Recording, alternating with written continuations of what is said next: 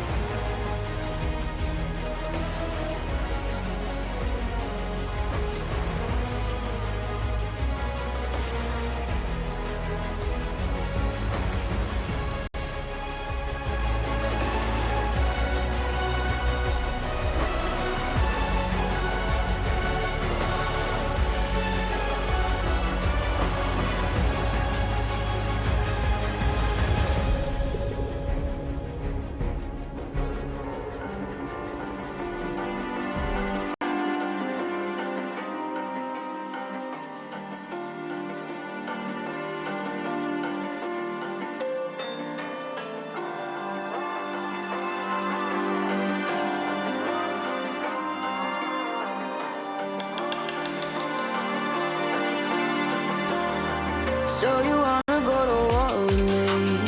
You're talking like you think you're royalty. You think that I'm afraid, but I don't break. I heard you question my stability. You think I'll fall just like a guillotine, but I am here to stay. Won't look away. The storm is coming, so you better start running. No, you can't control it in my bones. I'm coming for the, coming for the.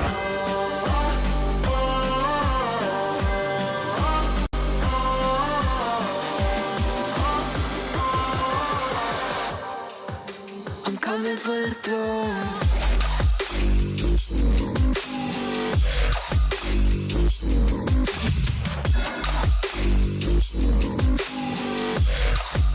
I'm coming for the throne.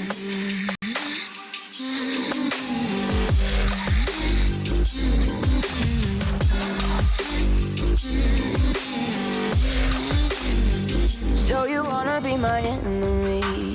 You should've known I'd never kiss the rain. Ice runs in my veins, won't play it safe. I don't belong with your nobility. Who died and made you king of anything? You think that I'm insane? It's your mistake. Kingdoms rise and fall. I've come to take it all. I'll take it. I've come to take it. Kingdoms rise and fall. I've come to take it all. I'll take it all. The storm is coming, so you better start running. No, you can't control it in my bones. I'm coming for the, coming for the.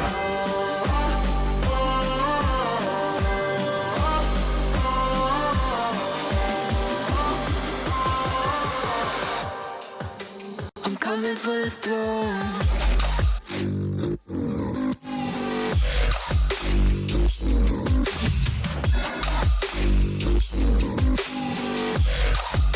I'm coming for the throne.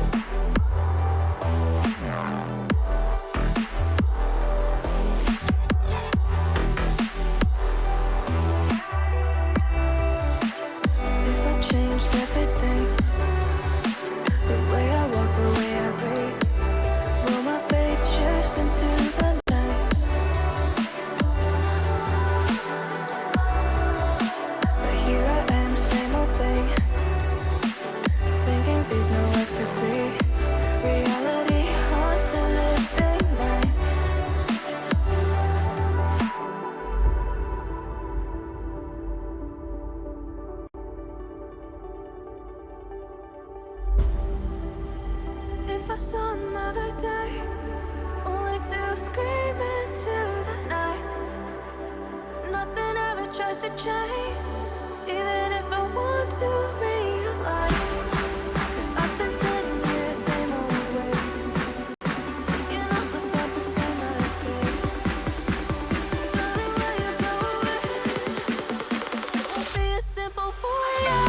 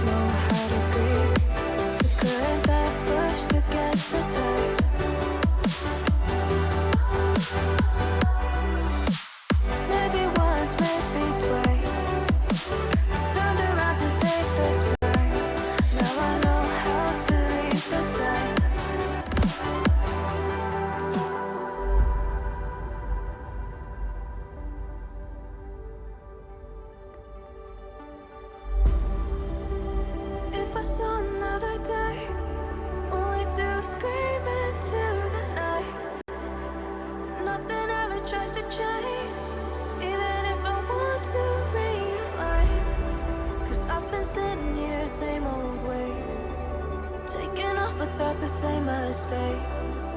Can I leave it all behind? Follow all the leading signs. When the dark is growing and the light is closing, tell me where you're going. It won't be a simple voyage.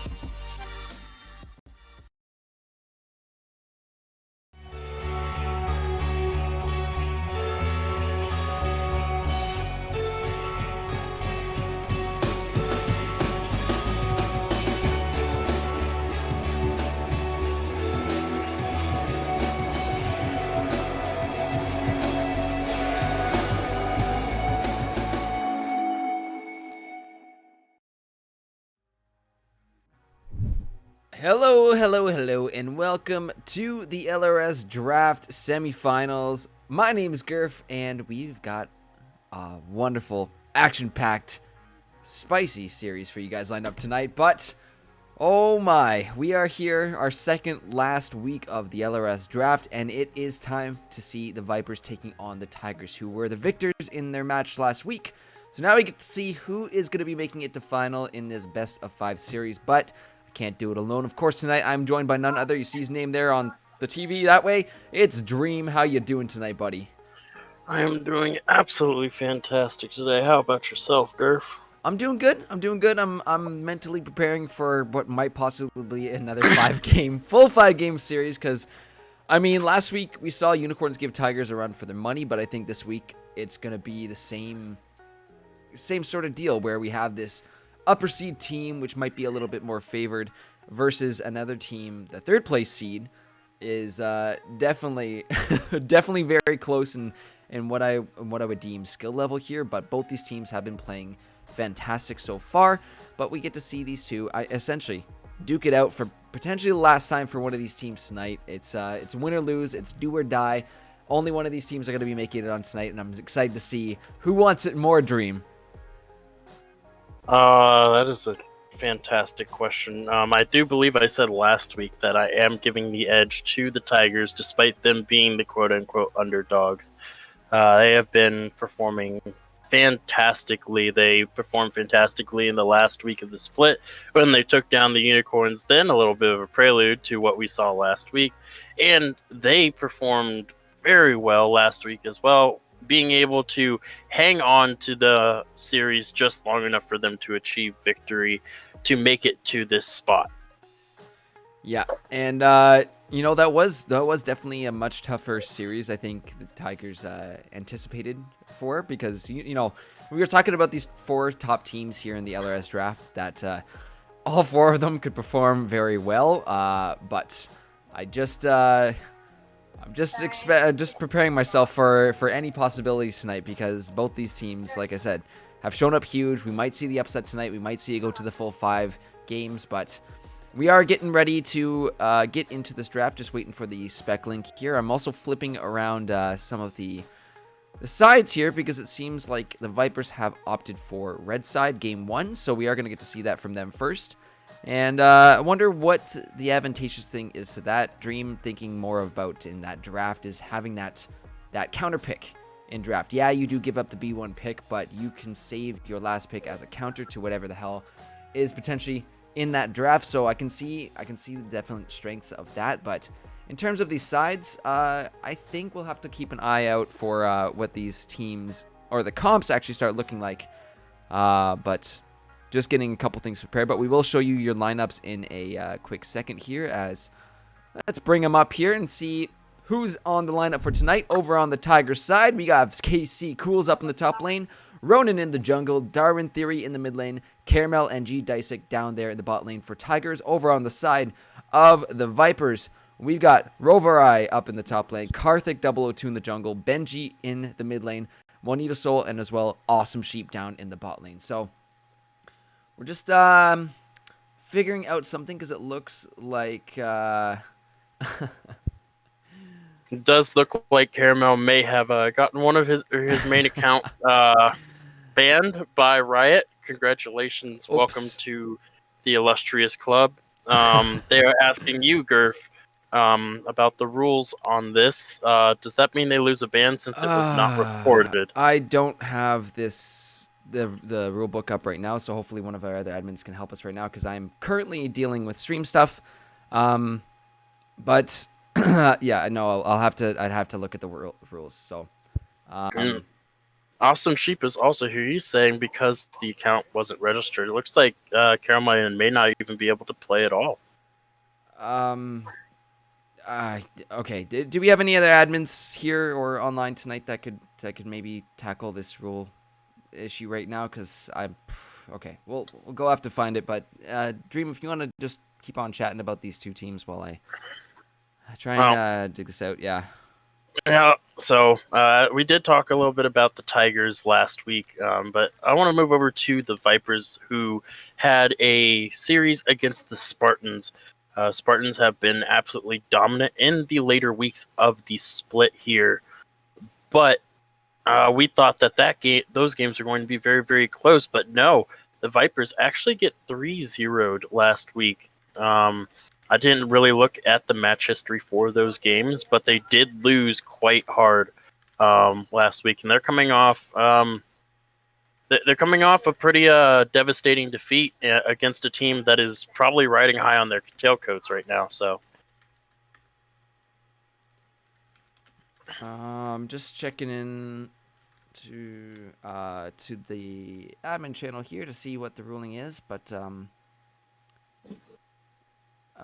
yeah, I don't know if there's anything specific in the actual rule books here. We'll have to do some digging, but yeah, you're gonna have to give me a little bit more on that one. I don't think it would be an issue. If it's Caramel, I mean there might be a loss of a ban, but yeah, we'll have to have to keep digging through. 1 second, guys.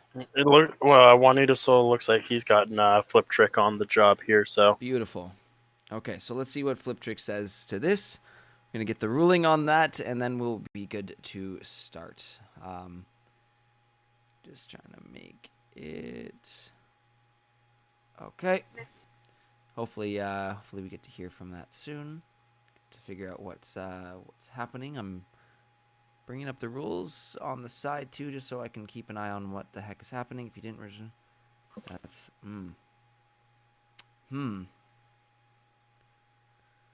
That, this is a bit of a situation here. they're black and white. It looks like Caramel's not going to be able to play, huh? That is, yeah. I guess if the alternate account was not registered at the beginning of the split, it can't be used. So, I mean, that's.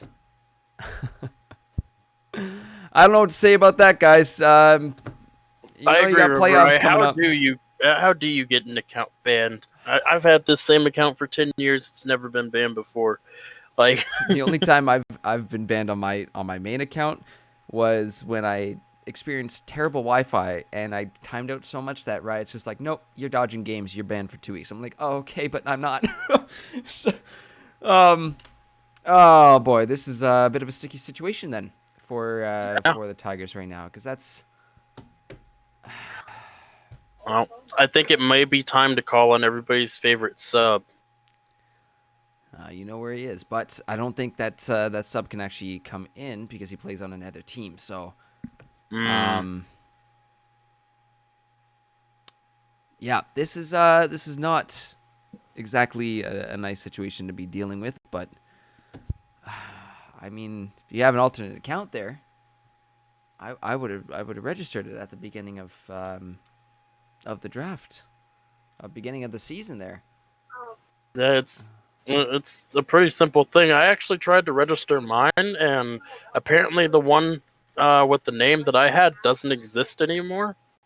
Either that, or I forgot that I leveled it to level 30 because that thing, when I typed in its name, was level 5, and I'm like, one of two things happened: either it doesn't exist anymore for some reason, or I never leveled it. Either way, it doesn't need to go in here. So. Yep. Just double checking on.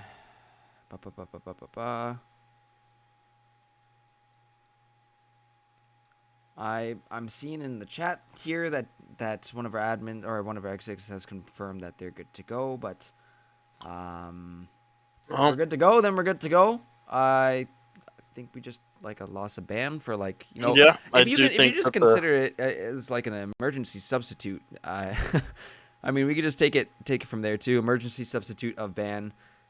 It really, if the Vipers want to be hard on the rules there, that is totally their prerogative. The rules are there in place, but that is kind of a weird situation because it is, yeah. So Tigers have just agreed to just lose a ban there. That's fine. You know what? We want to play some League of Legends here.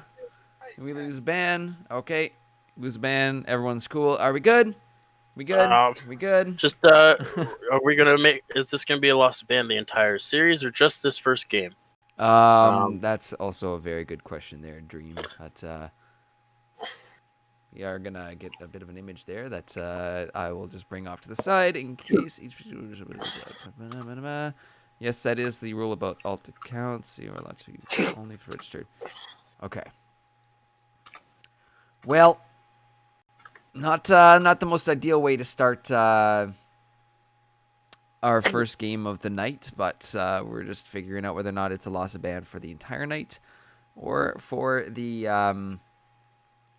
just the first game here. Looks like Vipers are saying for the series. Substitutes. I'm just checking over the rules here on eSubs here. Subs not delay. G-stub. Okay, loss of bans though. Let's see it. Okay.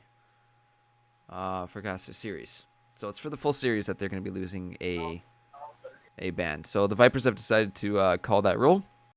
Okay. So it will be a loss of ban for the entire series. So very important. Tigers will only have 4 bans, everybody, for this entire series. Oh boy. Oh boy. I will talk to you more about that in our little mini break where we can say whatever we want. Yes, we will. But I think we're ready to go now. I'm gonna give these players the ready check here, and hopefully we can get this one going, guys. But let's yeah, they totally allowed the exact same thing against the Panthers, to be fair. Well, we'll see, Autumn. What's going on here? But draft has started now, so we will see the Teemo ban coming out as that'll probably just be used as a substitute ban, unless the Vipers are really wanting to play Teemo. I don't think it's going to be happening here, so we'll just have to see what these bans are going to be like this game. Dream? Yeah. Did it start for you? It hasn't started for me yet. Vipers, I think, still need to ready up, and now we've got it going. Yep.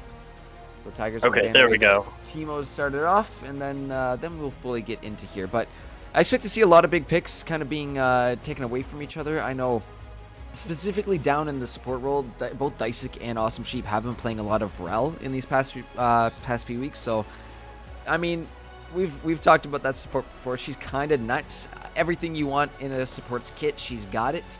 I definitely expect that to be a highly contended pick between these two sides. So, yep. And I'm not going to mention the dreaded champion with the name starting with an S. Everybody knows, either loves or hates that champion. Tigers are going to ban away the Rel here as their first one. I expect they are going to ban away a champion either as their third, the throwaway as the third pick here.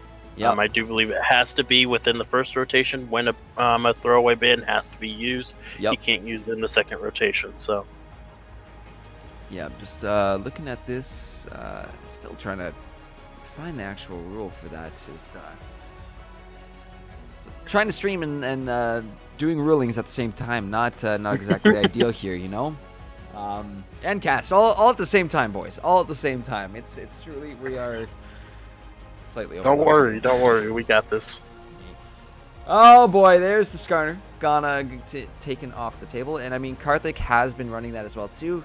He's one of those junglers I like to call one of our enablers. I was talking about him on the podcast the other night, so taking that one away from him is definitely going to take away some options that he's going to be able to do for his team. But this should be the takeaway ban, or the throwaway ban, sorry, for the Tigers here as they lose their first ban.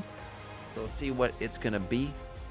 Probably a Teemo or an Ivern, unless ban Teemo. Yeah, Teemo's fine to go.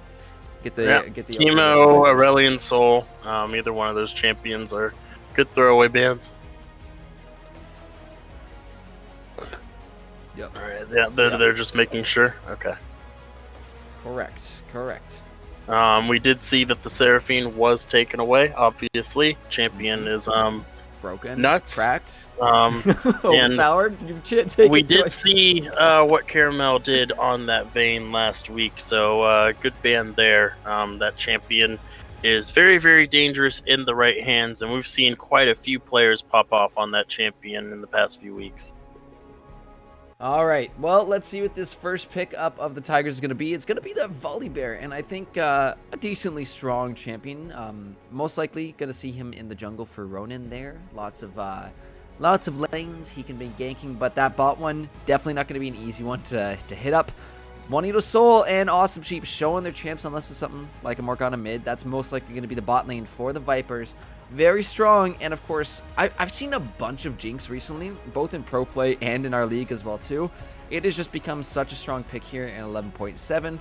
So a little bit of a resurgence of those hyperscaling ADCs, but the Sivir is the response along with a Karma. Okay, so I actually really like the Karma pick. Back during the age of Morgana, back when she was the most dominant support champion in the game, people started to realize that Karma was the answer because she really she has such an easy time breaking the black shield with little to no effort on her part. So she is a pretty she's a pretty good counter into the Morgana. And I don't want to say that this is a Sivir AD carry because, well, this is Legends, and we don't know where AD carries go anymore. For all we know, that's a Jinx and Sivir mid lane. It could be, but it's also not the Spartans playing this week. So next week, I would definitely probably expect to see some of those off meta picks going into places where we don't usually see them. However, that will be the Jarvan locked up here for Karthik, and I believe he has brought this up before. Again, one of those champions that just help his team get ahead. If you are ganking the lane when your Cataclysm is up, well, damn, you better have flash ready, Tigers, because he's going to be jumping right on top of you every single time. However, second round of bans coming out, the Victor, the Gnar, some strong picks we have seen recently as well, especially that Gnar can be so nasty up in the top lane, but Gnar has been so instrumental in the victories of so many teams. Like, I think it's ridiculous how many player of the games we've given to people playing Gnar. In like the past 2 weeks alone, this champion is, I don't know what it is, where the resurgence of Gnar came from. I don't know if it's just the Stride Breaker diff on this champion, but Gnar has become such a priority pick in all echelons of play. It's he's up there with Seraphine, and he's one of those champions we don't really talk about, along with the Seraphine, Hecarim, and Tristana here. Tristana actually falling through the wayside quite a bit in the higher elos of play. We usually see her Victor ban in the lower elos, but as we get higher up, the Tristana has less and less priority. Yes. As we were seeing this time around, the Tristana making it all the way to second phase picks. I don't think Tristan is the focus here. I think the fact that, okay, Orion is taken away from Benji, that's fair. The Swain pick up as well, too. I was going to say the Annie is open for Benji, but they opt to go for that Swain. So either Swain and Morgana going to be ending up in the mid lane there, but either or can hold their own. Either or can be flex mid support. So it's not bad. Not bad. Yeah, I do think it might be an adaptation from the Vipers. I think this might be the Swain going support would have a much easier time against the Sivir Karma. The Morgana is going to struggle just a little bit against both of those. And Morgana is pretty good into a lot of mid lane matchups. Very, very safe to play. So this might be an adaptation from the Vipers here. It is going to be the Twisted Fate. The gank potential and the dive potential from a Volibear Twisted Fate is pretty damn high. I would say it's pretty damn high, and Darwin Theory has run the Twisted Fate before. I mean, it works so well when you have someone like Ronan who's willing to run around, look for those picks, and I mean the Storm, what is it? Stormbreaker? His ultimate there when it essentially Stormbringer. It's an Ohmbreaker for towers. I mean, what more can you ask for with a gold card to follow up? And they do potentially have their top laner coming in here as their last pick, so we're going to get to see what KC Cools is going to be running up there in the top lane. As it will be the Kennen. So that is some major tower dive energy if I've seen it. I mean, you got shields from the Karna, you got the slicing maelstrom from the Kennen, and of course, built-in Ohmbreaker from Volibear. What more can you ask for but a gold card to just top it all off? It's a really, really heavy pick comp. And it's such a massive deterrent too, because you look at the Viper. Oh. Okay. Oh so god. This is gonna bring. The Urgod. There we go. But this just even brings this point even further. The deterrent for the side of Vipers is that Kennen, because you have the Jarvan, you have the Morgana, the Swain, the Urgot that want to be in the middle of the team, but who wants to be in the middle of your team during all of that? I would rather not be in the middle of all that. It's looking kind of scary out there for both sides. Yeah, there's a lot of options. Tigers have definitely built more of a pick potential composition that has the capability to team fight if they're pushed, especially in narrow corridors or the Dragon/Baron pits. Vipers have built a very, very strong team fight split push composition. Urgot is not known for his split pushing like champions like the Camille, like the Fiora, or the Aurelia, but Urgot can take towers down pretty quickly once he starts getting his items in. And he's a pretty good answer into the Kennen as well, just because it is a little bit difficult for Kennen to get the tags off on him to stun him and maybe run away without taking quite a bit of damage in the meantime. Yep, you are not going to be able to fight that Urgot unless that 6 is up, but I think that's kind of the thing coming in with the Tigers is that, you look at Ken and Volleybear, Twist of Fate, all on that upper side of the map. They can look to just repeatedly dive Roverai over and over and over again, especially the fact that Roverai is one of those very strong players in the LRS draft. He's definitely one that stands out. He's one that has been on the player of the game multiple times. So I wouldn't doubt if they put that focus into him and make sure that Urgot doesn't get ahead. But, you do have to care about Juanito Sol on that Jinx can be extremely scary come mid-game. And those team fights start breaking out. We've seen it with other ADCs before. Just one that comes to mind, Giggle, who's just, even though they're not making the big flashy plays, when they're sitting in the back and avoiding all CC and just pumping out damage, well, those team fights are going to go to the side of the Jinx every time. If they're allowed to stay alive, though. That's the one caveat, though, Dream. If they are allowed to stay alive. Yeah, I definitely agree there. Juanito Sol is definitely similar to Giggle in that sense, but something that I was also going to bring up, that there is a flip side to Roverai. We have seen him become a bit too aggressive in the top lane. I believe it was when he was playing that Mordekaiser game, and he was ganked about 2 or 3 times and tried to fight every single time and lost, and put himself in a very, very massive hole. He didn't get his mythic item finished until about 20 minutes or so.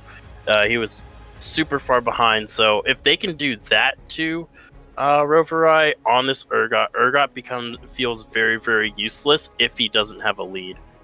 Yep, but we do have the Morgana mid, so I'm just going to have to flip around these images real quick, but we will have those predictions opening up real soon. Going to see Benji on the Morg, the Swain down in the bot lane for Awesome Sheep, so this is definitely scary knowing what that Swain can do, so it is a much safer lane, I would say, for the Tigers, having the spell sheet from Caramel, having all the shields from Karma, especially that Mantra E can be such a great way to escape, not only out of dives coming in your way, any CC, but that shield is no joke. I've seen a lot of fights recently turned around by just based on the side that has the most shields, and it's a little worrisome for me. But that's why that Rel has been taken out, because, like I said before, everything you could want in a support, she's got it. Her Q is a shield break, so it's nice to see that that ban was prioritized, knowing that both these supports do play this champion. But we've got everybody locked in now. Everybody's ready to go. We're just waiting for the spectator countdown, so that means predictions are open.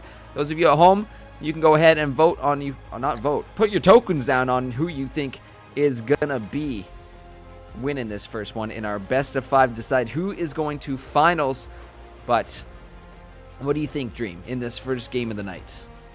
So, as I said a little bit earlier, the Tigers have definitely built a heavy skirmish composition, especially because you look at the mobility that the Tigers have. Every single one of these champions has a speed boost. Besides such as Fate, who can literally teleport.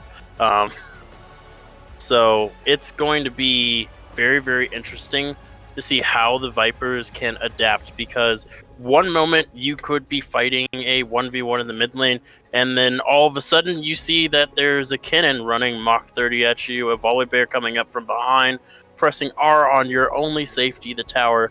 You see Karma and Sivir running at you with the ultimate and the Mantra E, and now you're definitely not getting away, and the rest of your team is kind of just there wondering what happened to you because of the hit and run tactics they have.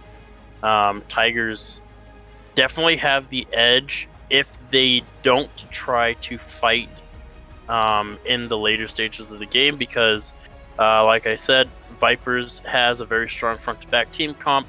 They have the Jinx, a hyper-scaling AD carry. Their late game is going to be much, much stronger. I actually had the pleasure of watching TES versus Suning last night, and Suning had the Jinx, and a level 18 Jinx with 4 items was half-healthing a Zoe with 1 Q rocket. Yeah, it's no joke. That damage that comes out from a Jinx, too, especially, we got to keep an eye on those CS numbers, because a lot of times, we see as we move higher and higher up the elos, the more CS these these farm-heavy champions tend to be taking in, and that can make such an impact for your gold and these items, because, you know, we don't really see these champions turn on until they get 2-3 items into their build. But we'll have to see how this one unfolds. Dream, we are just 20 seconds away from our break now, but when we come back, guys, we'll be hopping into game number 1 of the semifinals for LRS Draft, so make sure you're doing your predictions. Don't forget that we have our summer registration open, so you can go ahead and use command register to pull up that link. But spring or summer? Spring, summer, same deal. Same sort of deal. It's starting soon. But guys, we will see you back here in a few short moments to hop into this first game of this best of 5. We'll see you soon.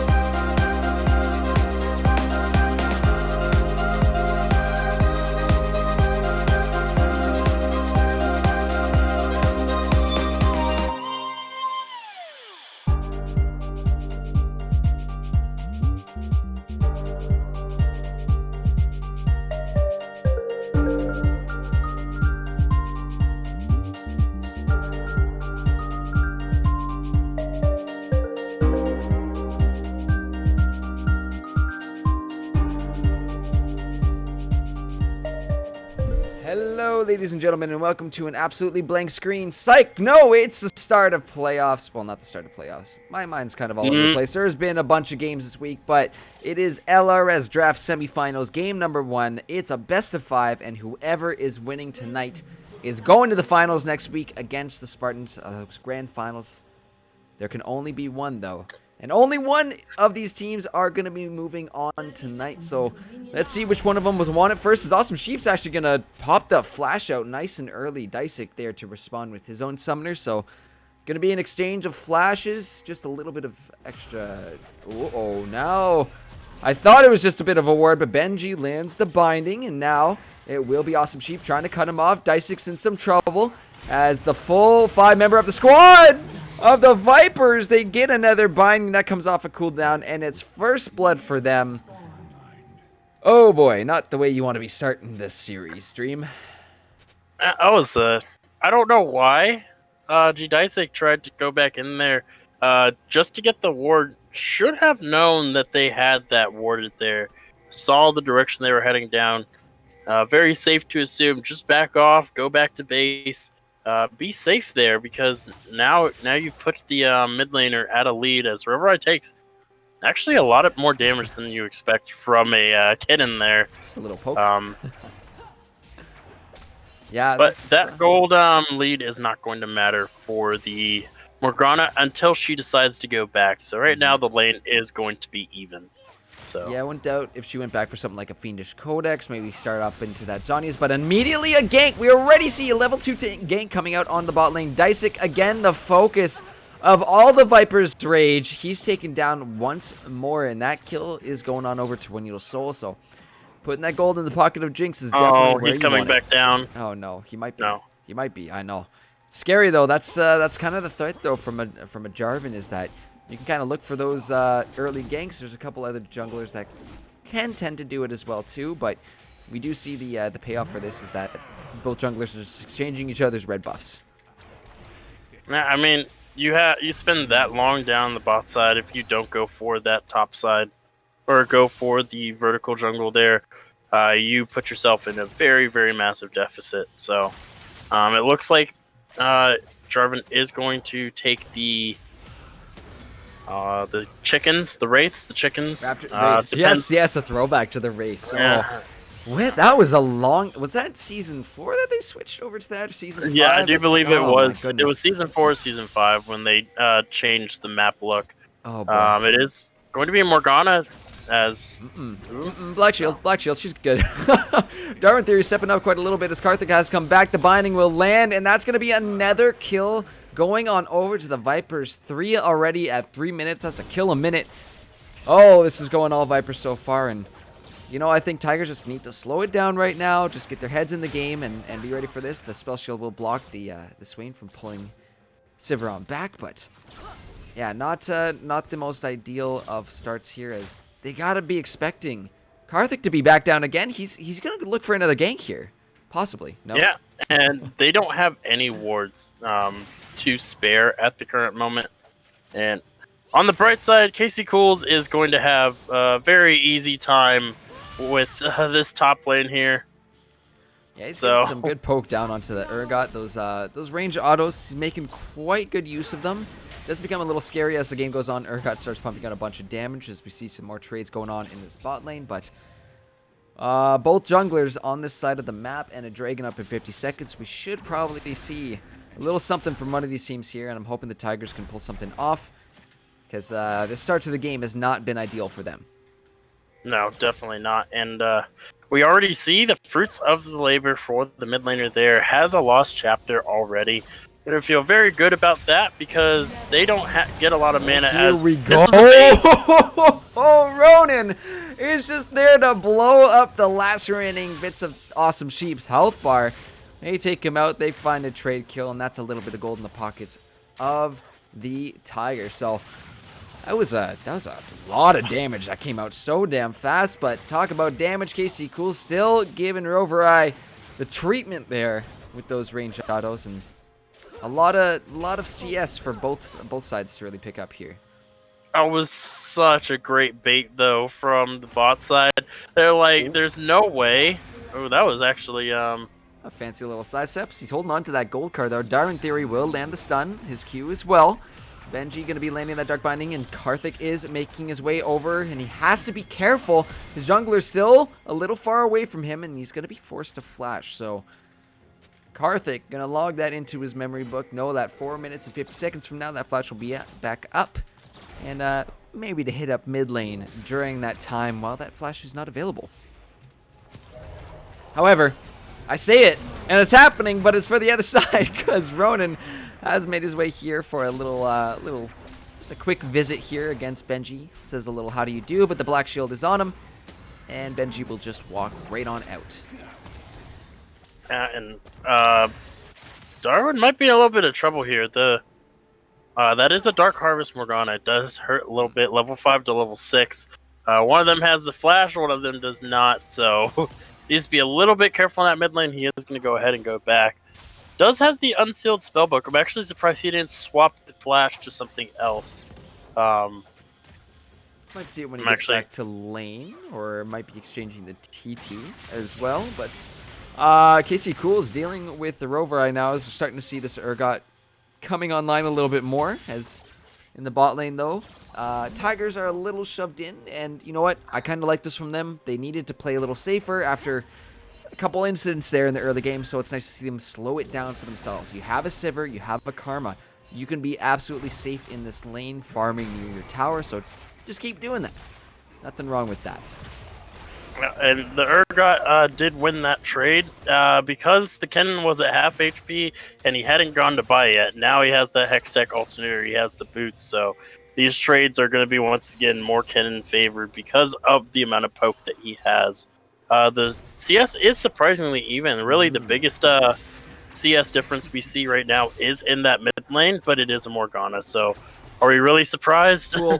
The cooldown on that pool, especially once you hit level 5, I think you can have another one out just as the first one is on its tail end and running out. So It's kind of nuts what it can do, and especially the fact that we see the Lost Chapter. We might see Benji building into, I would think, maybe a Leandries, but there are a couple of those mythic AP items that are all really good right now.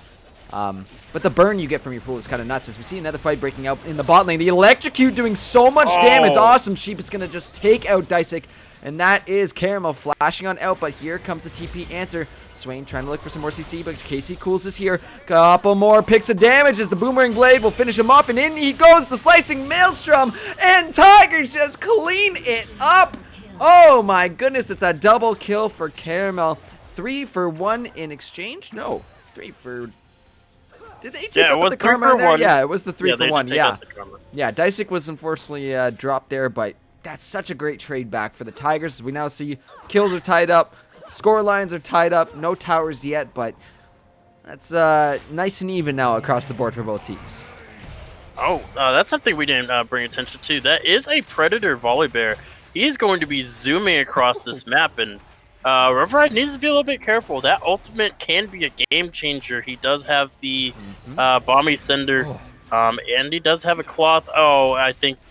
No, not going to go for it. I think Daro might have just been dead there if decided to go for it. Would have been a little risky considering that no, didn't have the mana. Yeah, no mana. Didn't have the mana for it. No stopwatch yet either, and by himself that could have been potentially risky, but if it does force it back from him, as Darwin Theory goes back, gets that Lost Chapter. Looks like he's going for the Everfrost build though, so it'll be fun to see that one come out. But this means Viper's going to go ahead and start up this first Dragon of the game.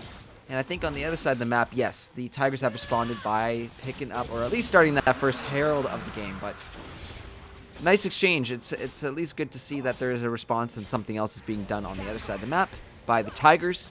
And they're not just giving it up for completely free, right?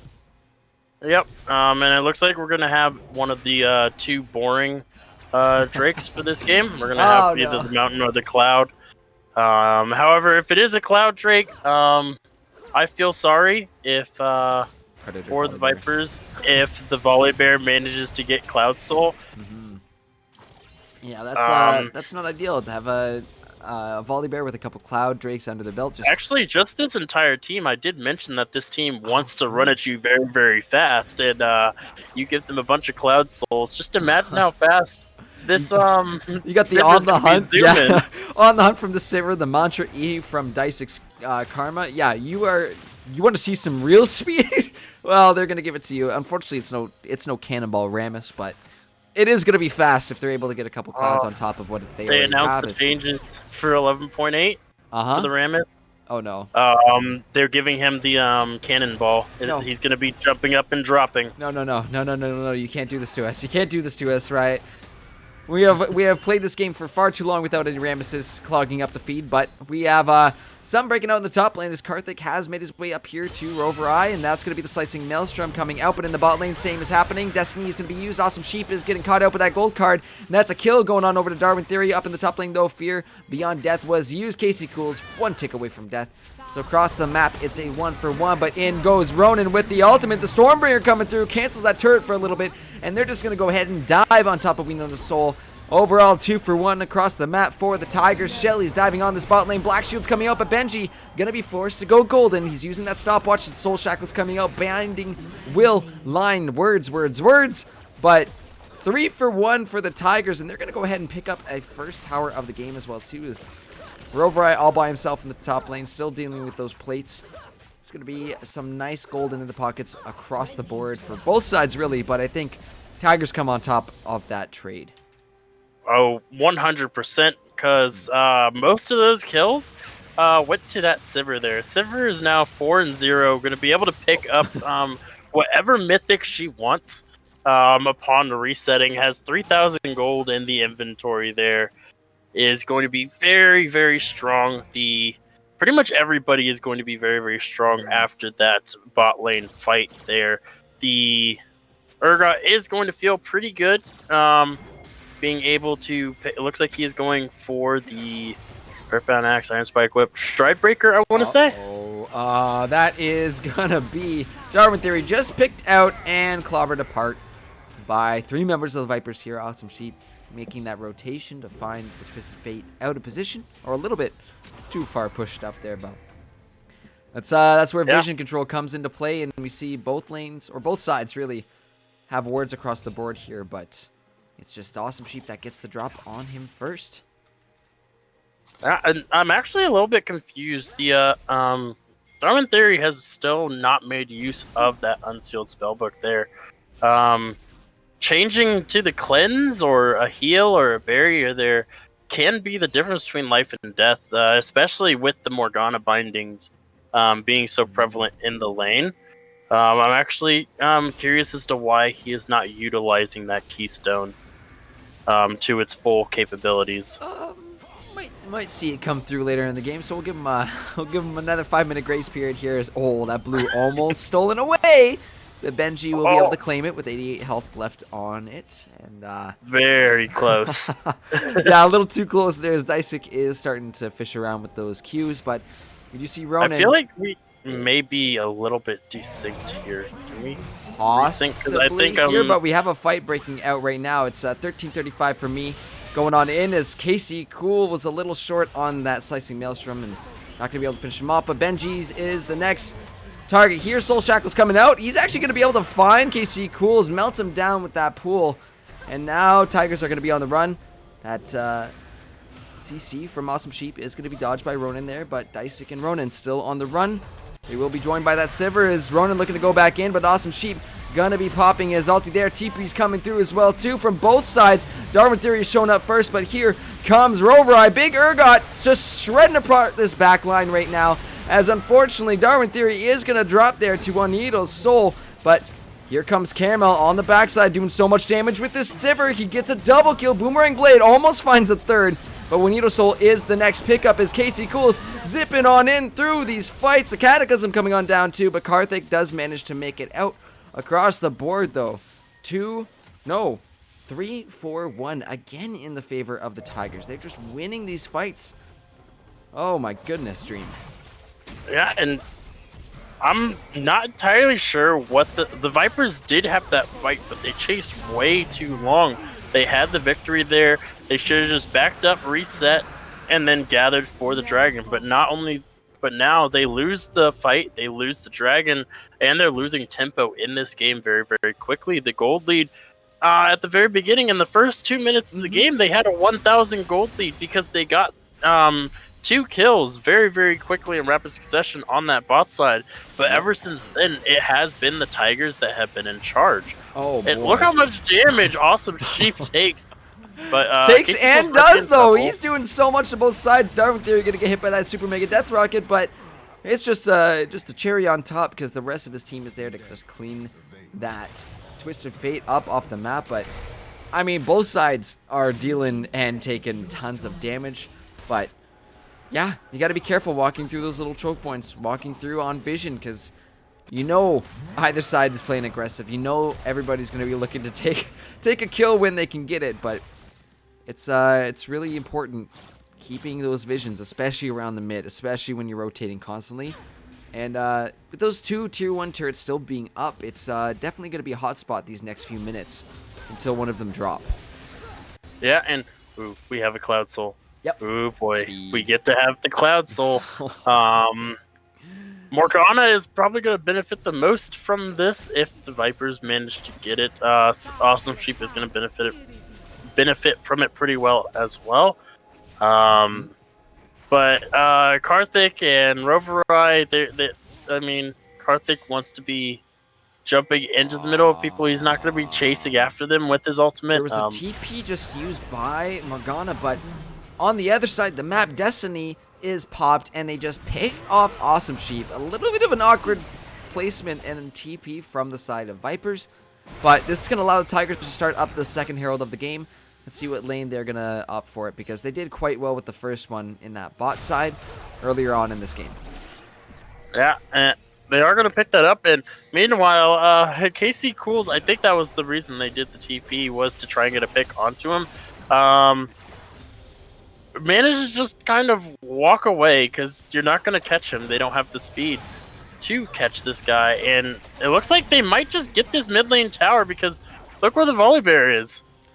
No, they're not going to be able to. Nope, they're okay. They're okay right now. But you did mention the split pushing Argot, and currently he is just shredding apart this bot tier 1. So it's going to be some extra gold going over into the pocket of the Vipers. This gold lead is only, well, actually just under 1,000 gold now, about 800, 700. It's dropping fast though. It is a very close game between these two sides. Like I was saying earlier, both of them are pumping out some decent damage, and we're gonna have some spicy team fights during this mid-game dream. Like these guys are just slugging it out so far. 20 kills, and we're not even at 20 minutes. Yeah, it's spicy. It's spicy here. Oh, yeah, I'm actually of the opinion that neither of these, that some of these players may be a little bit peeved with each other. Especially after what happened earlier before this game was able to start. Also, Sheep getting some vision down there. Yep. And we are just going to reset. We're going to wait a little bit. Not really much to go for. The Rift Shield's already been taken. Baron won't be up for pretty much. Will be up around the same time. The Cloud Dragon will be up as well. We do see Caramel taking the red buff. Of course, Caramel is definitely the strongest member on the team. Has quietly improved from 4-0 to 7-0 and 3. Rorai went over the wall there, and now he's just going to get caught up by the Karma W, and Darwin Theory is there to just finish him off, but not the place you want to be flashing into for enemies. Just over the wall there, and they're like, oh, hello, Ergot, how's it going? So a little bit of an unfortunate use of flash there from Rorai. That was a very heavy CC chain there. You saw the card went in, then Judaizik used the tether, and then Everfrost was used, and then the stun from Volibear, and then the stun from KC Cool. Like, he couldn't move that entire time. He was just stuck there. And that is the problem with trying to run into the team composition that has as much CC that they do, and they have the ability to counter fight if they have to with the team comps that they have built. We do see this Rift Shield is going to be summoned in this mid lane here. That turret is dead. It's very, very dead. But this TP though, that's risky. The binding somehow going a little wide there, but Darwin Theory taking so much damage. Karthik trying to look for a little bit of engage here, but here's Awesome Sheep in with the flash, still channeling that ulti, but the Destiny will be used. However, that Herald play definitely massive here for the Tigers. They open up the mid lane, and with this Cloud on the board now, they are going to go ahead and help themselves to this, as Vipers are going to have to go for some resets here with their low health bars, and unfortunately giving up this Dragon, but it's still early on. This will only be the second one here for the Tigers, and Vipers have one under their belt too. But oh, KC Cool is possibly in some trouble right now. As Roverai going in, that will be the Slicing Maelstrom used, but Roverai doing so much damage. Fear Beyond Death actually goes wide. Gonna be missing the cannon there. So no kills exchange up in that top lane, just a couple of ults, and now we get to take a breath for just a second here, Dream. We are definitely desynced. You said Slicey Maelstrom a good 2.5 seconds before I saw it, so. All right, hit that plus button a little bit and just speed up to where I'm at, 2050 and counting. And we should be good. All right, I am at 2053. I'm at 21, still counting. Just 21, okay. Yeah, just keep speeding up and going. I'm not pausing it yet, okay. But yeah, I'll 2110, 12, 13, 14. Yeah, beautiful. Look at that. Okay. Look at that. Excellent. Perfect. Here. So we're just seeing some vision come across here, a little bit of clearing being done by the side of the Vipers, but there's no objective down there for another 4 minutes, so I would think more of that attention definitely needs to be prioritized into the top half of this jungle, because if Tigers or Vipers, really, if either side finds a big team fight here, they are going to be jumping on this Baron very fast. There's a lot I think both sides of these of this matchup can do with the Baron buff in terms of sieging, so it'd be massive for any side that's able to pick it up here. But you see the control mostly over on the side of the Vipers, but just as I speak, the Tigers are going to lose a member there as Karthik makes his way up top, picks off poor KC Cools there, and now it's a 4v5 situation with Sheep, I think, going back to get a few more wards here to ward up around this pit. Yeah, that was a pretty weird interaction there. I definitely thought that the flip missed from the Urgot, but like it looked like he kind of just shifted half a centimeter forward to get him to hit it on my screen. It did not look like he hit. But we do see that the Baron is going to be started by the Tigers here. Yeah. Everybody just went back to base. Oh boy, the control ward over the wall though is going to spot it out. So this Baron is melting down. TP from Casey Cool is going to be the back, and looks like Tigers are just going to go for a fight. Destiny coming through from Darwin Theory. Slicing Maelstrom is massive as well too, but that Super Mega Death Rocket doing so much damage. Darwin Theory as the Cataclysm comes from Karthik to pick him off. And now Vipers are starting to turn this around, but there's a lot of low health bars. Raptors are going to take down Benji. Run, Benji, run! Oh no! But in the end, Vipers turn it around. It ends up being a 1-for-3 exchange, this time in the favor of the Vipers. They stop the Baron, and they're going to go ahead and crack open this tier 1 too. So a bit of over-aggression coming from the Tigers. They overestimate their abilities to take this Baron, and they're going to lose quite a lot for it. Yeah, it had to do a lot with Caramel not really being able to be a part of that fight because of how they turned. Yes, the Twisted Fate and the Volibear caught there at the same time, but they're not the ones with your damage. It's the 7-0 and 5 Sivir who has a Lord Dominic's, a Kraken Slayer, and a BF Sword looks like going for the IES third item finished in the inventory right now. And this is something that I was a little bit worried about from the Tigers.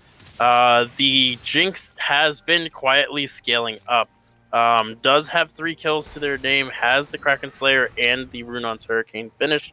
Yes, is still weaker than the Sivir, but can strike multiple targets. And we saw just how effective that was, combined with the amount of damage that the rest of the team was bringing out. And Casey Coles might just be dead again. He could be. That Fear Beyond Death is ready to go. The Slicing Maelstrom is going to be used to keep Roverai at bay, and now a TP coming in to help him as Roverai is going to start backing off. Casey Cool still playing it safe as in comes the gold card from Darwin Theory to lock him down. A lot of damage from both these sides as that's the shield, that's the flash from both sides. Fear Beyond Death! Oh, he's going to land it, but Darwin Theory is there. Oh my god, Super Mega Death Rocket though to clean him up as Benji now caught out by the leash from Dysik. 3 members here to just finish him off as that kill's going on over to Caramel. Now Juanito Soul is the one in trouble. Destiny is popped, and Shutdown is going on over to Darwin Theory. Tigers playing this so aggressively, but it's paying off well from them as now we've only got 2 members of the Vipers left up on this board. Another Dragon is spawning in about 15 seconds here, and this Baron is on the map, but the pings we're seeing is both on Baron and Dragon, so we're going to have to see what these teams are prioritizing here. Yeah, I mean, looks like they are going to prioritize this Dragon here. There are only 2 members. I'm pretty sure they think that they're going for the Baron, and the moment that they see that there's more than just the Volibear here, they should just back off. Oh, yeah. The teleport is down from Urgot. He's rushing down there, but everybody else is coming. Benji does have the teleport available currently, so they need to be very, very careful.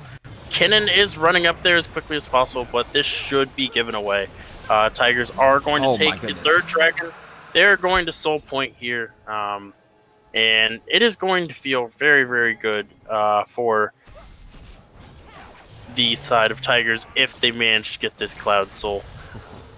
Just a reminder to those of you who are either playing or have some insider knowledge of this game that just to wait till the game's done to post any insider knowledge. Just appreciate no spoilers, please, and thank you. Love you.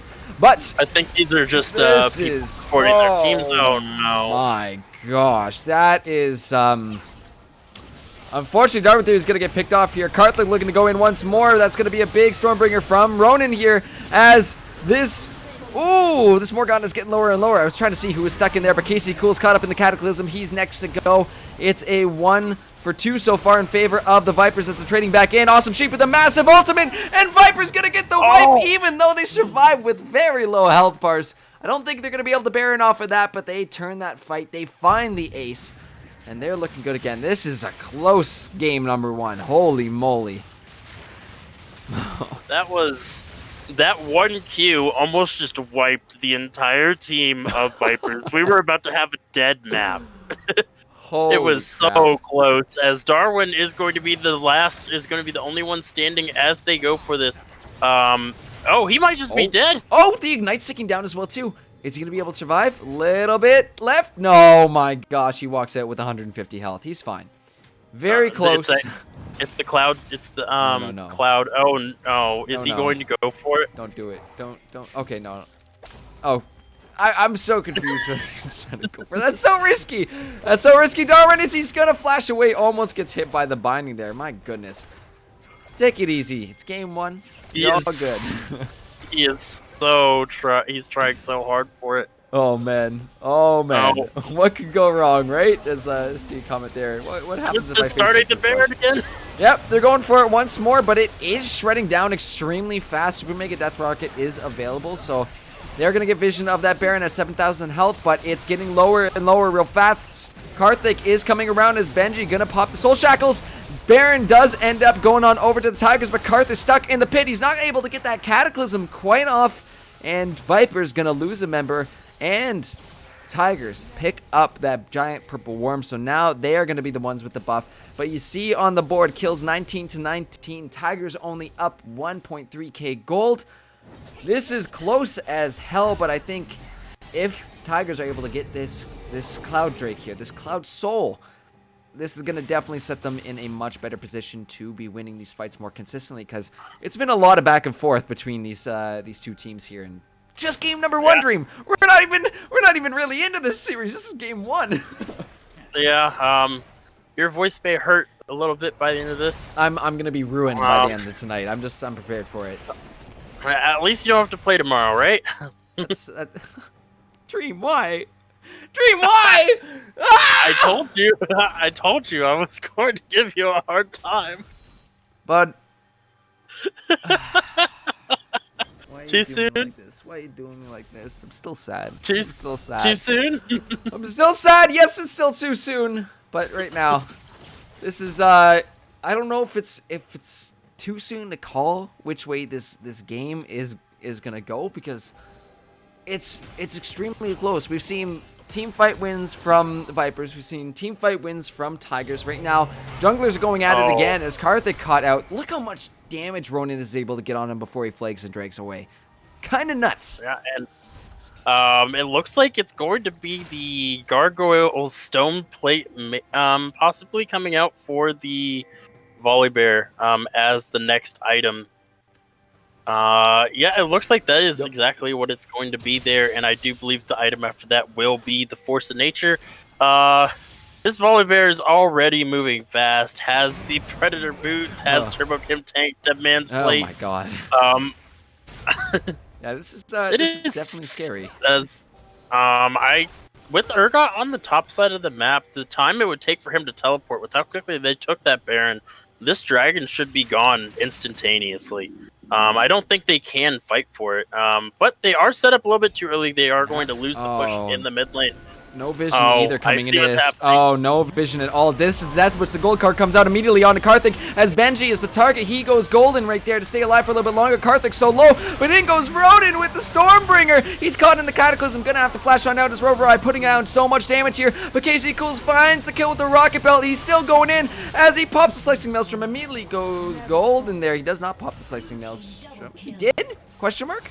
It's fast. It's on quick cooldown. Yeah, he popped the Slicing Maelstrom, but he was on the wrong side of the he was on the wrong side of the fight.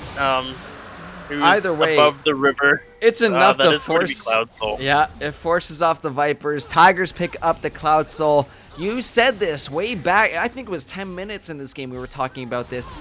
But what would happen if Tigers get a Cloud Soul? Now we get to see it in action. Benji is just dead to that Boomerang Blade. He's caught out, has nowhere to go, and Tigers pushing their advantage now. Gold lead has extended its way to about 3k, up 3 gold, up 3 kills, up 3 gold, 3 singular gold, that's it. No, lies. Up on that Soul Dragon, though. They have the Cloud. This is going to be such a huge advantage for them moving in, as we are solidly in that late game now, as we're starting to see the builds round themselves out. But Caramel playing this game amazing on the Sivir. I mean, they did exactly that's what full build Sivir, by the way. Yeah. 14, 1 and 7. Has the Edge of Night as well, by the way. Opting for that instead of a QSS. I actually do like this because the Edge of Night is a bit harder to pop with the abilities that they have, besides maybe a straight auto attack or the. Because I don't believe the Morgana's W pops the Edge of Night. So. If no, she doesn't have Comet. If there was any CC that came from that pool, which not from her build, no, I wouldn't see it being popped. So yeah, that is double spell shield for Sivir. Have fun. Yeah, and now has the RFC as the final item as well. 2 RFCs built. We have the Lichbane, Everfrost, and the RFC for the Twisted Fate. When he hits you with those gold cards, those gold cards hurt a lot because Lichbane is a very balanced item. Yeah, extreme. And Kennen has opted for his second item to be the Void Staff, so a lot of damage is going to be coming from this Tigers roster, and if that Kennen gets in the middle, presses that R, he's going to get in the middle of your team because, well, he has a Cloud Soul. He's going to be moving at Mach 57. Yes, correct. Thank you, Kenaton. Jarvan's E can also proc it. Yes, that's also a nice little thing that they can do is just drop the flag onto the Sivir before looking for a pick, but you still have a spell shield you have to get through, so it's not going to be the easiest. As this is a very early Black Shield coming through from Benji, but I guess it's fair. They're kind of forced to face check. Didn't want it to happen again. Yeah, they learned from their first time there. But look where the enemy team is.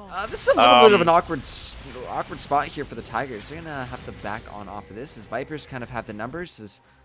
Take a look at the top side of the bottom side of the map. Those double cannons pushing into that inhibitor turret as numbers just gathering around this Baron. It's one misstep. It's 1 foot, nay, one toe out of place here. That's just going to be the beginning of the end here for this first game. Yeah, and it looks like they might be starting it. Yeah, they are going to start it. Morgana doesn't even get a chance to finish the bot wave there, but it is going to be pushing away. Yep, not a lot of vision here from the Vipers either. This is really risky from them, as they will see the back of the pit, but they do not have any vision on these other members of the Tigers. So it's very scary taking steps into these jungles here. Yeah, and Kennen has been waiting in base this entire time for the TP flank, as Ronan might be in a little bit of trouble here. He is caught out by 3 members, kind of, as he goes on over the wall with the Stormbringer, but that will be the Fear Beyond Death. Not even the Gargoyle Stone Plate will save you from that, as he's just going to get gobbled up. But in the meantime, Tigers decide to shift their attention back towards these turrets. They pick up one.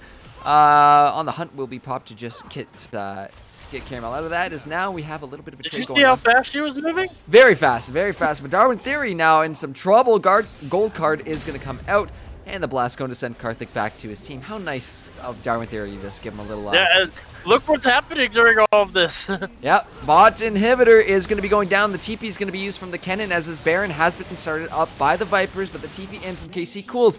Is he going to be able to stop it? Baron's going down. That's a selected Maelstrom on to 4 members here of the Vipers. This Baron going to be putting in some work as well too, as it's getting lower and lower, but the towers are still going down in the base of the Vipers. KC cools goes golden. He sacrifices his life, as now everybody is going to be resetting here from the Vipers. However, you take the Baron buff, you give up 2 inhibitors. I don't know if that is exactly what you want here, because those the cooldowns on the inhibitors is going to be much longer than, well, 2 minutes, 3 minutes. 2 minutes longer than the Baron buff lasts, yeah. Yeah, and I think because of those 2 buffs going down, or those 2 inhibitors going down, they have to basically play pretty much where they're at right now if they even want to have a shadow of a chance going for this Elder Dragon, as On the Hunt is popped 30 seconds before it. But remember how short these cooldowns are. Sivir's On the Hunt will be back up in less than a minute. It's already over a quarter cooldown, so it's pretty damn fast, especially where we are at this point in the game. Almost level 18 for Caramel. Kind of insane game, but you know, you can't not give credit to that support as well too. 18 assists on Dysik. Kind of crazy how much work he's been putting in along with the Sivir. It just tends to be the Sivir pumping out the last little bit of damage to secure those kills. However, What's 14 plus 7? 21, right? 21 as So Ronin's in some trouble. He's gonna have to ult to get out of there, but the shutdown, they're able to find Caramel. Fear Beyond Death is gonna be going down as well too. Dicing is gonna be next to fall. Vipers find a fight here and wipe the Tigers off the map. Darwin is gonna be going golden, but it's only in vain as that is just a couple seconds away from death. Vipers just might look to end the game here. The death timers are in their 40s. Like, this is it. One bad pick out, one bad misstep, and you don't even need the Elder here. Casey Cool's gonna be backing here, but I think this first one's just done. Vipers just do it. We did see how much damage that Casey Cools managed to do with the Slicing Maelstrom before. It's just not enough though. Vipers taken out, and that's gonna be game one. Nexus goes down, and Vipers are now up 1-0. What a crazy game one. What a crazy game one. Oh my god. Palm of their hands. Tigers had it in the palm of their hands. Tigers had it. They just need to find a fight. If they set up for that Elder Drake, I don't think they even needed the Elder there. They could have just looked for a fight, especially with KC Cools, but they get caught out. They lose their jungler. Then they lose multiple members there as Caramel drops as well. And even though you see these lines here coming from the side of the Tigers, Vipers, they find the fight they need. They have the Baron buff on top of them, and they just clean it out in a 38-minute game. So that was really long, but you got to know once you get to that point in the game, that one little mistake could just cost you the whole thing. Yeah, the death timers being the worst enemy of the side Yes. of Tigers there. They had the victory was theirs. They had 2 inhibitors down. All they had to do was just walk as 5 people. They didn't need to split anymore. They had multiple turrets up to defend their base. They just needed to walk in regardless of the Baron buff and just end the game. It was probably that simple for them to win that game. Unfortunately, they get caught trying to do the dragon dance with the Elder Dragon, and their strongest member goes down, Caramel, and after that, everything just crumbles. Kidden wasn't there in the fight. In those last 2 fights, rather, the game could have been drastically different. Game could have been over probably 5 or 6 minutes ago if the Kinnan was in one of those 2 fights. And that's such a shame because we saw Tigers winning these fights one after another, and Vipers obviously sending it right back to their way. But like I said, when it gets to that point in the game, you're 38 minutes in, 37 minutes, let's say, when the fight actually went down. You can't be making those mistakes. You got to be together as a 5-man. And especially with that cannon ult, like you said, it's got to be available and ready for your team because it's such a good answer to everything that the Vipers were sending back that game. But you know what? In the end, that's all it takes. And I'm curious to think, because I think if we were to look at the gold graphs there as well too, Tigers would have been ahead in gold when that game ended. But that just shows you Vipers are a strong team. They are not going to give up. They are not going to let you just walk all over them. They show up and they find the one fight at the very end that gets them their victory. But it's a best of 5 dream, so we're going to have to see how this one unfolds. We also have been corrected by Dallas. It is Dazik, not Dizik. Dazik. I'm so... Dazik, okay. Dazik, okay. We'll get there eventually, boys. I know it's been a whole split, but... Anyways, guys, we're going to hop to break. While we are gone, make sure to vote for your player of the game. We will announce that when we come back, but... We'll be back in a few minutes to bring you game number 2 of the series. Currently, Vipers up 1-0. As we are going, though, don't forget that registration for our next upcoming split is open. All you have to do is use the command register to go ahead and find the league that you want to sign up for. But we'll be back in a few short moments to bring you all that Legends action. So see you soon.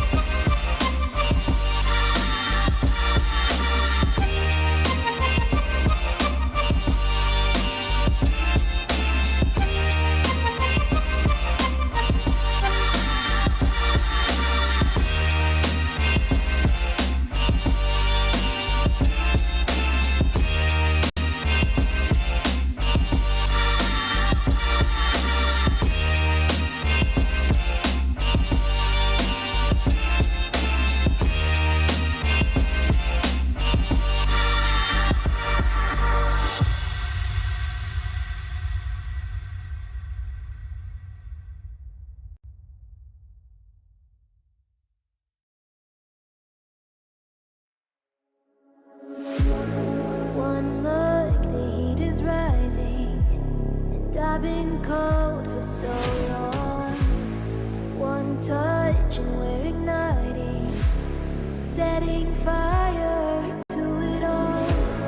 You know these flames ain't going out. This building is crumbling to the ground. Don't think that we can stop it now, 'cause baby our love is gonna burn it down. You know these flames ain't going out. This building is crumbling to the ground.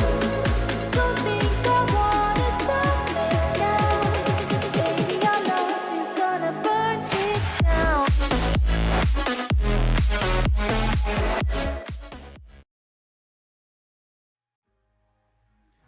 Hello, ladies and gentlemen, and welcome back to the LRS Draft Semifinals. We get our first player of the game of the night, and that's none other. Well, actually, it was a tie. It was a tie between Rover I and Karthik 002, but we've got Karthik up here on the board, giving him a little bit of the spotlight here, going 5-3 and 18 on that Jarvan. So very well played there, and honestly, like I said, one of those enabler players. He's going to help set you up for success, and yeah, 18 assists. If that doesn't say I'm helping out my team, then I don't know what does. But yeah, that's a little bit of a clutch, a little bit of a take back there as Vipers steal away what looked like was going to be a Tigers win. But my goodness, Vipers will not roll over and just take it, as game 2 is about to get underway here, and we have had a switch up in sides. Tigers, with the side selection this game, have opted for the red side, so we are just going to have a little flip there, but just waiting on our players to all be back. I think we're just finishing up our breaks here, getting some water, going out and doing whatever you got to do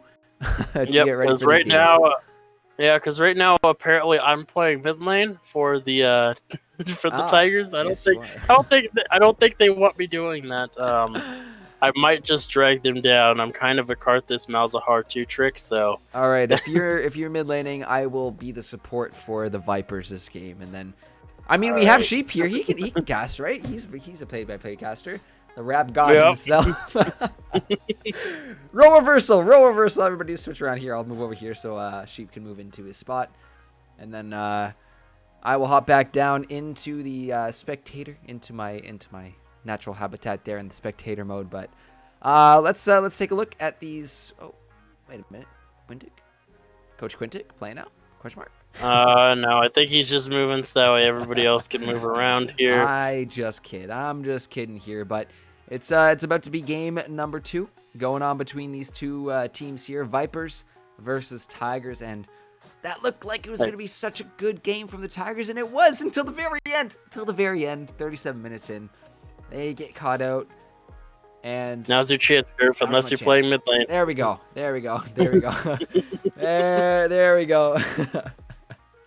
All right, I'll give these players the ready check as we are ready to go for this game number 2. Vipers up 1-0 right now, but this is a best of 5 series, so they still need to find 2 more, but Tigers could bring it back. They were looking good in that first game, but these are 2 very, very strong teams that are not going to just hand over games to each other. But we'll have to see, as we are ready to go, Dream. But thinking of this game, I'm thinking we're probably going to see some similar bans. I can bring up the PentaQ from... No, I'm not. I'm not going to bring up the PentaQ from last game, because we are ready to go. This is ready. Dream, you ready to go, bud? Of course I am. Beautiful. Juanita Soul just called me king, so. There you go.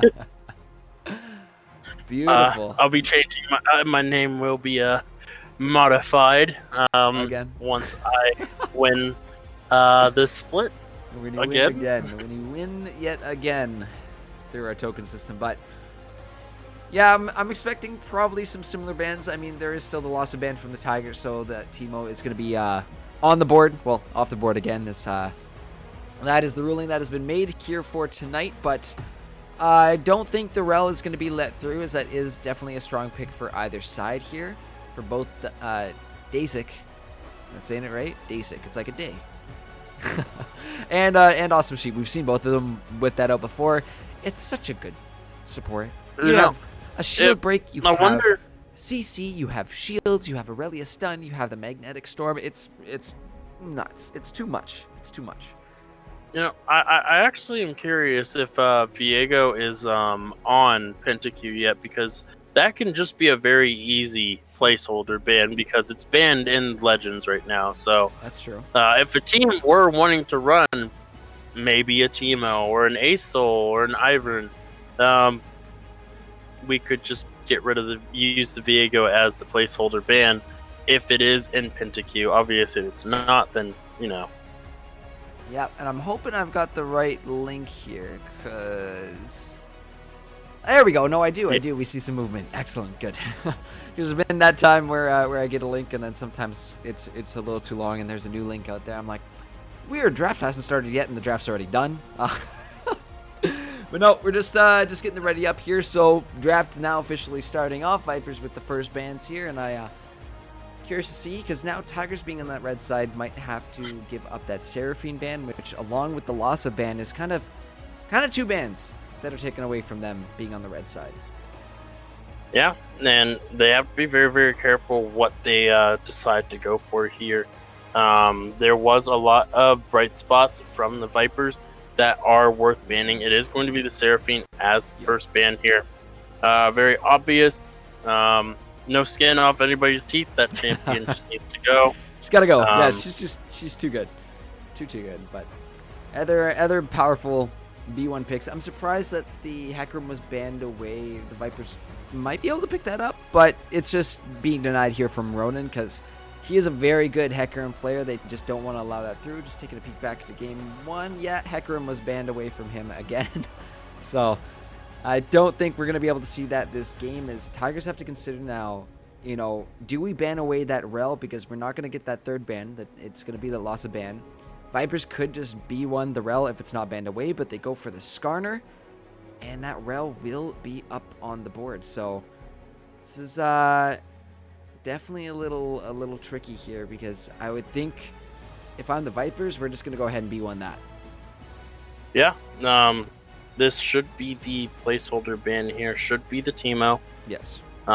Which does leave the rel open, but it also does leave a number of picks that have been prioritized lately, such as the Volibear. We've seen a lot of high priority on it in the higher elos of play. It looks like they may have forgotten that they lose the ban. Lads. Oh boy. It happens. Okay. I think that was in the next. Oh, what? All good. All right. In the next, when we go back,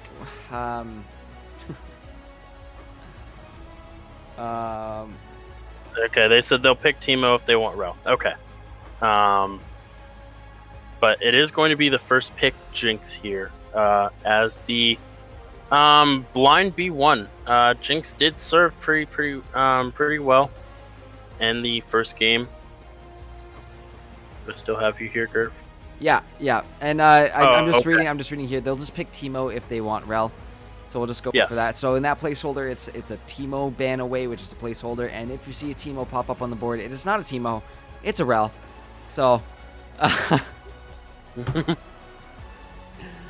I suppose yes. As you did mention that Volibear, that will get picked up again here for Ronan. I think he did a good job on it last game. He was pumping out a ton of damage, but he's got to be with his team.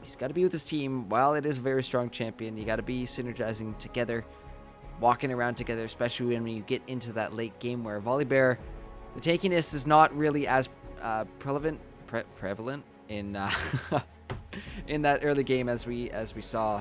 But the Galio coming through, and this, you know what, is something that is played by Sheep as well too. Seen it picked up a couple times by him, but not too sure if it's going to end up in the hands of Dasic or Darwin Theory quite yet. So we'll have to keep our eyes out for where it's flexed. But it seems Tigers are liking to do that, is flex that, or at least Red Side is liking to flex that the mid support potential pick. Yeah, and this is also another one of those champions that does work really pretty well into the Morgana if the Vipers choose to go for the Jinx Morgana bot lane again. If they decide to go for the Gallia support, because he can CC 2 targets or 3 targets or all the targets if he wants to. and Morgana can Black Shield one target, and that's about it. But they are going to hold off on their support pick, and they're going to pick up the Udyr and the Victor. We saw what Chaos is capable of a few weeks and a few days ago or yesterday on this Victor pick, and we're going to now see it in the hands of Benji. We're going to see if he can pilot this champion to great effect. We did see it banned away, and once again, it's a Thresh pick, and we've seen what happens when people pick Thresh. I know, so I'm a little confused though on this draft though, because in R3, you could have gone for your ADC, because now from the Vipers, what I'm expecting is they ban out that Sivir we saw in Caramel last game, or ban out a couple other ADCs that are really strong, and that definitely limits the options. I think you maybe hide your support for that that R4, and then you get your counter pick for Tigers are big braining you. That's a Thresh Galio bot lane. I mean, potentially, yeah. We never know. Never know. As the Nar's going to get banned out as well too. But no, that would essentially enable them to hide their support and then counterpick their top lane at the very end. So a little bit of a confusing draft, I guess, unless they're big braining me and doing something crazy here. But the Urgot gets banned away again, and rightfully so. Rorai was kind of a little nuts on that champion last game. And it does leave up some options, as yes, the Darius will go. They decide, you know what, just leave whatever Caramel has up. He can play whatever. I mean, Kai'Sa's still up. Caitlyn's up. Samira's up. Those are some really strong picks right now, too, that he could potentially just go for here. But in terms of top lanes, we got a couple options here, because the Camille is available. That is something Rorai could take away to play. But he's also got his Kled up on the board, which is another one of his really, really strong picks. And I think paired that with an Udyr who is going to be running in your face. Oh boy, yeah, that's it's not a fun time.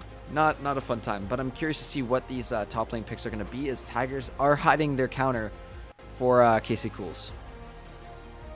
Yeah, they definitely want Casey Cools to have the stronger lane this time around. And Vipers are going to play it safe. They're just going to go for the Shen. Very, very safe pick, and very, very a team player. That's a good way. That's a good way to describe Shen. Good guy, Shen, always top, there.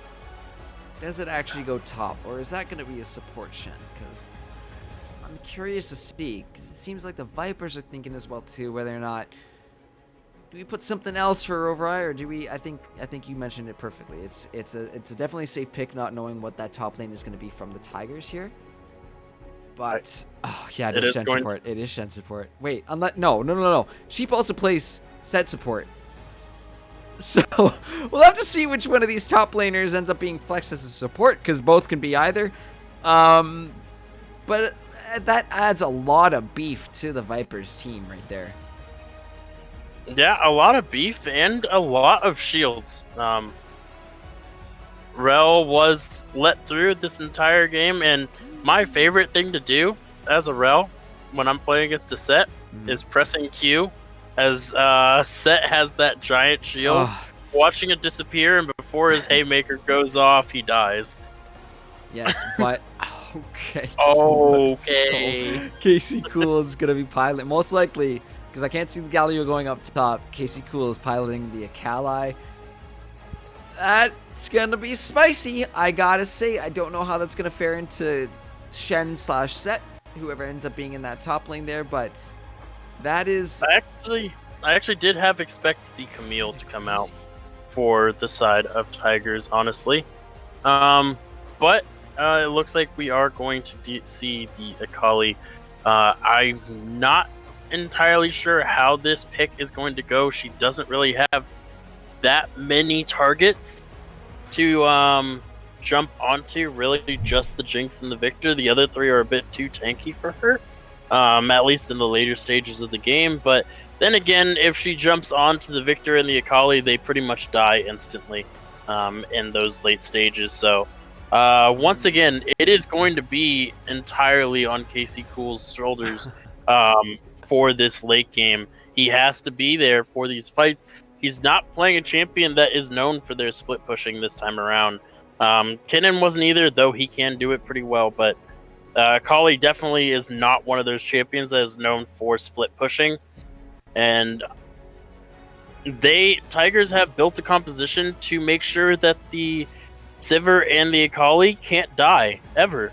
I mean, if you look at it too, if KC Cools is the one on this Akali, I mean, whoever's on this Akali, if you're able to find a flank around the back of a team fight, get into your shadow, and then have a Galio ult on top of you, yeah, that is massively disruptive to what the Vipers want to do, which is they got some good CC under their belts. I think from everybody, the Shen, the Udyr, the Victor, the Jinx, the Set, everybody has some form of CC.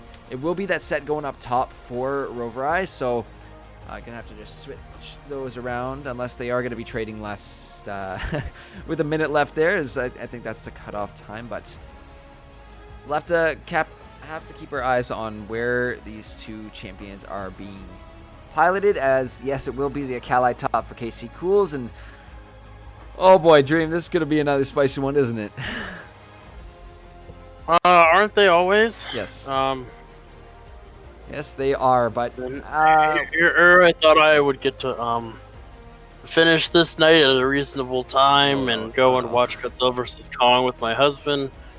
All right, 5-game series. Let's go.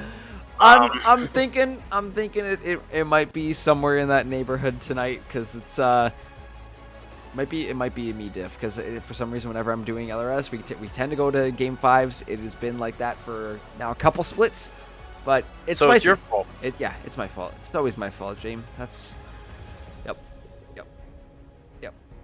Was it your fault last week too? Dream. I got a mute button. It's very powerful. It's really powerful. Oh, I mean, that means you get to solo cast, as you say. You can't do it alone. Oh, so. But I have before, and I shall if I must.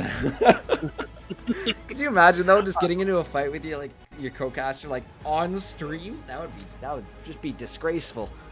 But it'd be kind of funny. I know. It'd be good. Make for some good spicy. It'd be good fun because everybody would be like, "Oh no, what's happening?" And both me and you are just in the background laughing at all the people losing their minds.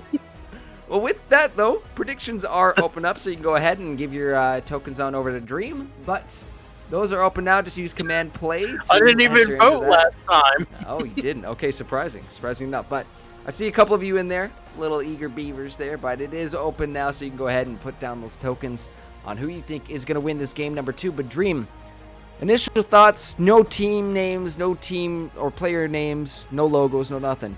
Who has got the advantage here in this game?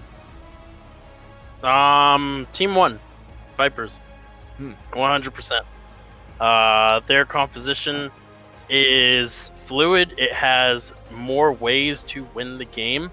And is much, much easier to run. The side of Tigers, they definitely have, once again, they have definitely built the composition that has the damage. They just have to all be there to output the damage. And if this game is going to end up like last game, I don't think that they can do it. The Tigers are definitely going to have to shore up communication or what their game plan is before going into this game, because if that happens again, they're going to be down 2-0 in this series. Yep, but it's definitely a risky position to be. I don't know if I call it risky picks, but the Akali, I don't know if it quite fits into this, but yes, there is. There's a way to see how many people have voted for it. My play. Yes, once you actually vote, you can see the splits between that, but visually see it.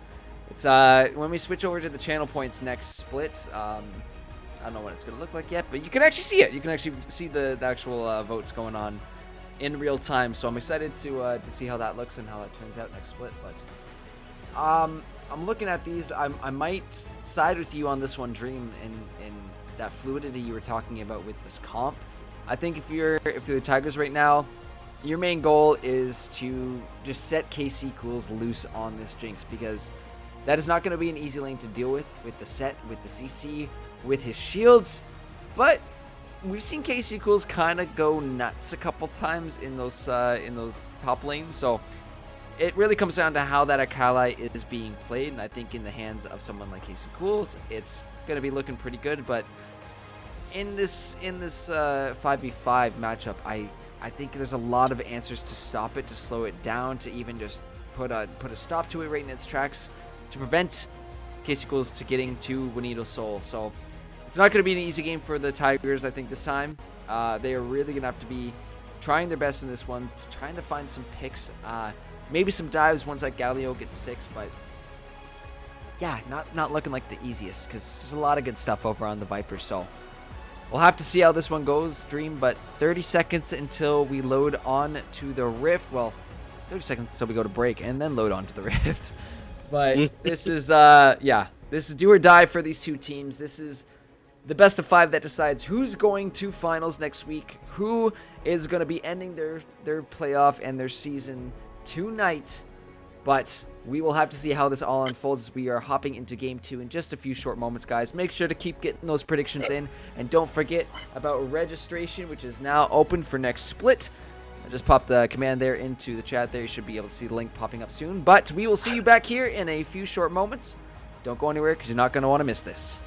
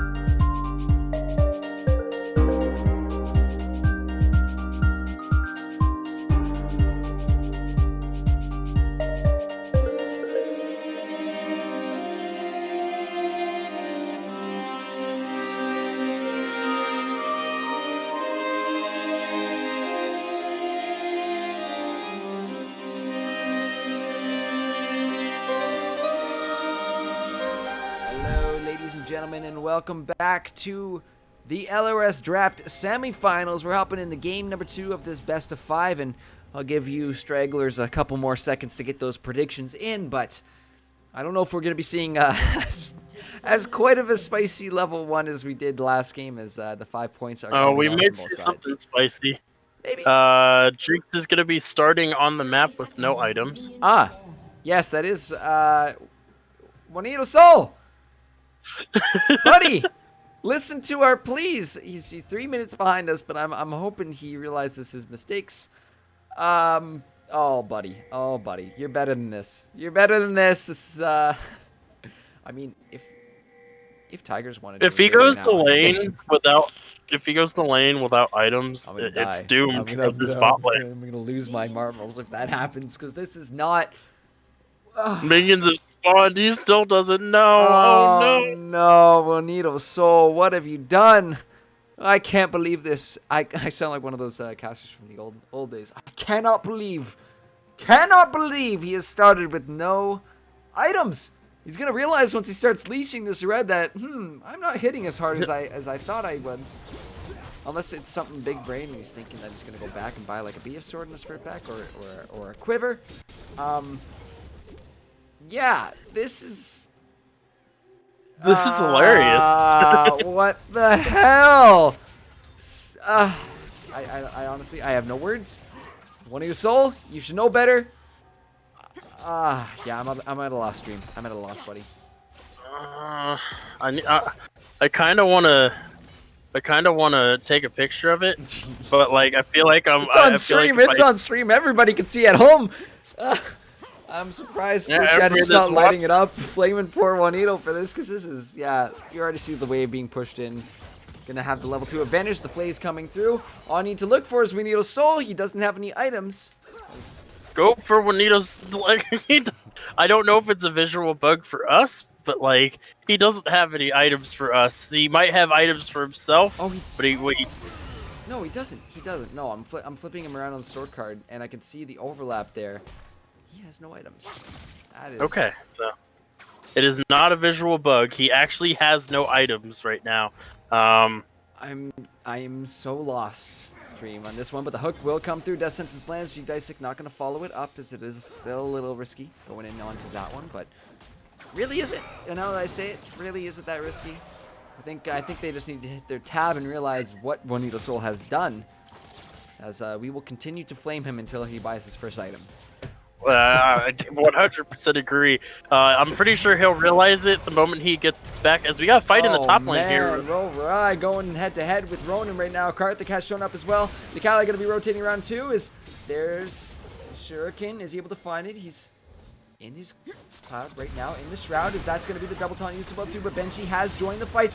Karthik getting so low. He's one tap away, but he's gonna survive as Ronan coming back in for seconds. Rover flashing forward and is able to find the kill with the haymaker there, as Darwin Theory not able to make it out as well too, and that's going to be 2 early kills going on over to the side of the Vipers. Still no items on Juanito Soul. Yeah, and I guess Shen is going to be soaking up the experience in the mid lane for some reason, roaming all the way up there while Juanito Soul has no items. This is really risky to leave a Jinx alone like this in this situation. Okay, Juanito Soul's going out for a back. I was, I was actually watching a couple of Hearthstone streams the other time, and a couple misplays there. The Hearthstone casters are ruthless. They will flame the absolute life out of you. But he does finally get some items there, as Rover is the one in trouble. Haymaker coming through to give him a nice big shield, but Casey Cools and Ronan just going to be there to clean him up. Double TPs are coming through from these mid laners, as Benji will be the first to arrive. That slow is coming through. The taunt will not land, but Awesome Sheep. You know that roam we talked about a little while ago? Well, it might be paying off. Benji gets low. The laser's coming through. It's going to be a 1-for-1 trade as another TP is being popped. Darwin Theory is running back to his base as Vipers have the number advantage now onto Casey Cools. They're going to have to cut their losses. Galio will return, but Casey Cools not much longer for this world. Let's see if we can get the 1-for-1, though. Awesome Sheep with the shields to keep him alive. And Vipers pick themselves up another couple of kills. But, again, I know we said no spicy starts, but it's a bit of a spicy starts. We have no items. We have fights in the top lane, and oh boy, it's this is playoff, baby. Yeah, and I'm pretty sure Awesome Sheep decided to go all the way up there because he gave up on trying to defend Juanito Soul while he had no items and said, I'll come back when you actually can stand a fighting chance.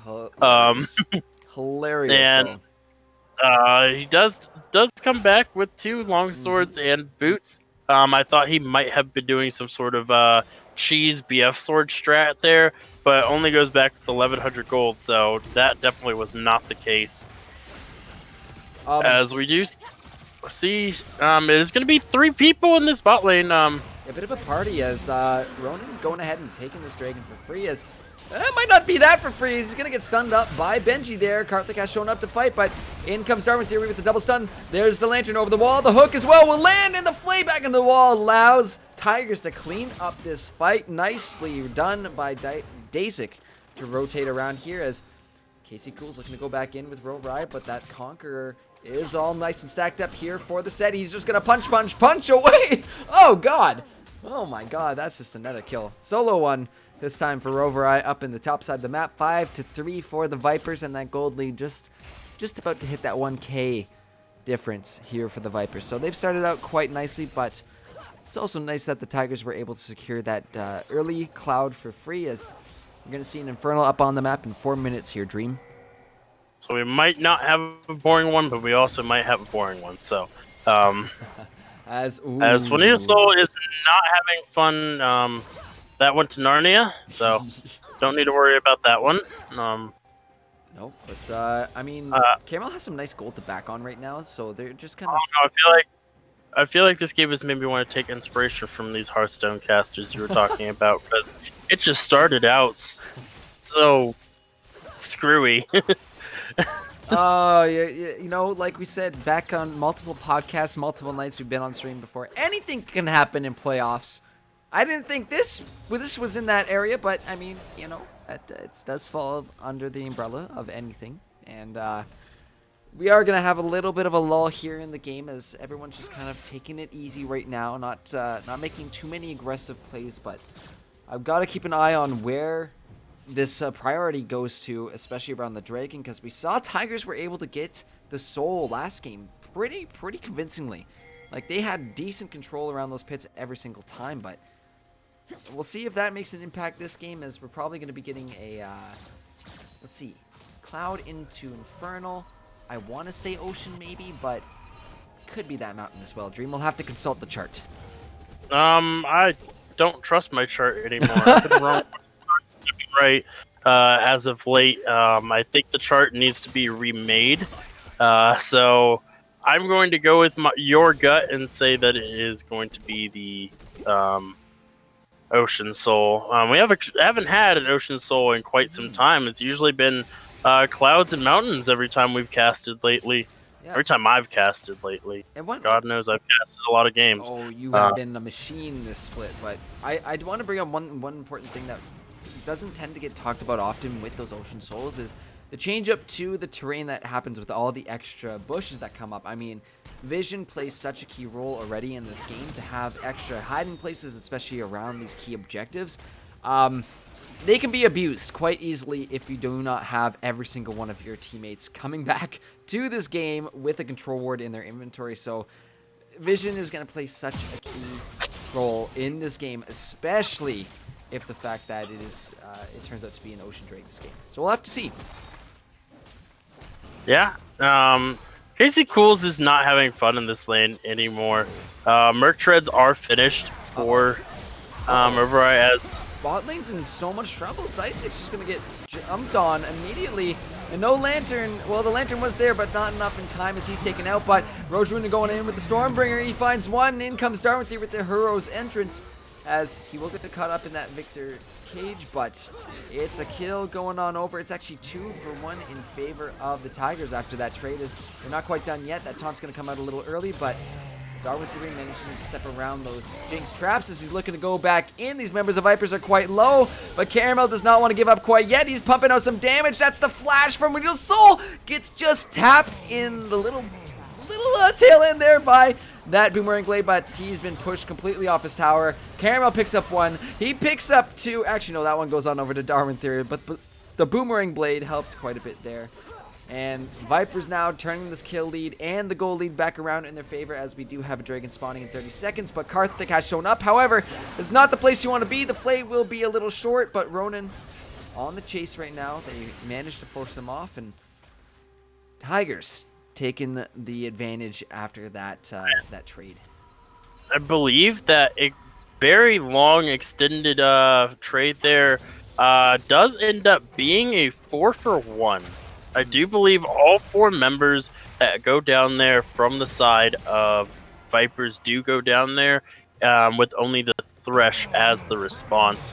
We do see that Casey Cools did almost die in that top lane again, having to burn that ultimate just to get out safely.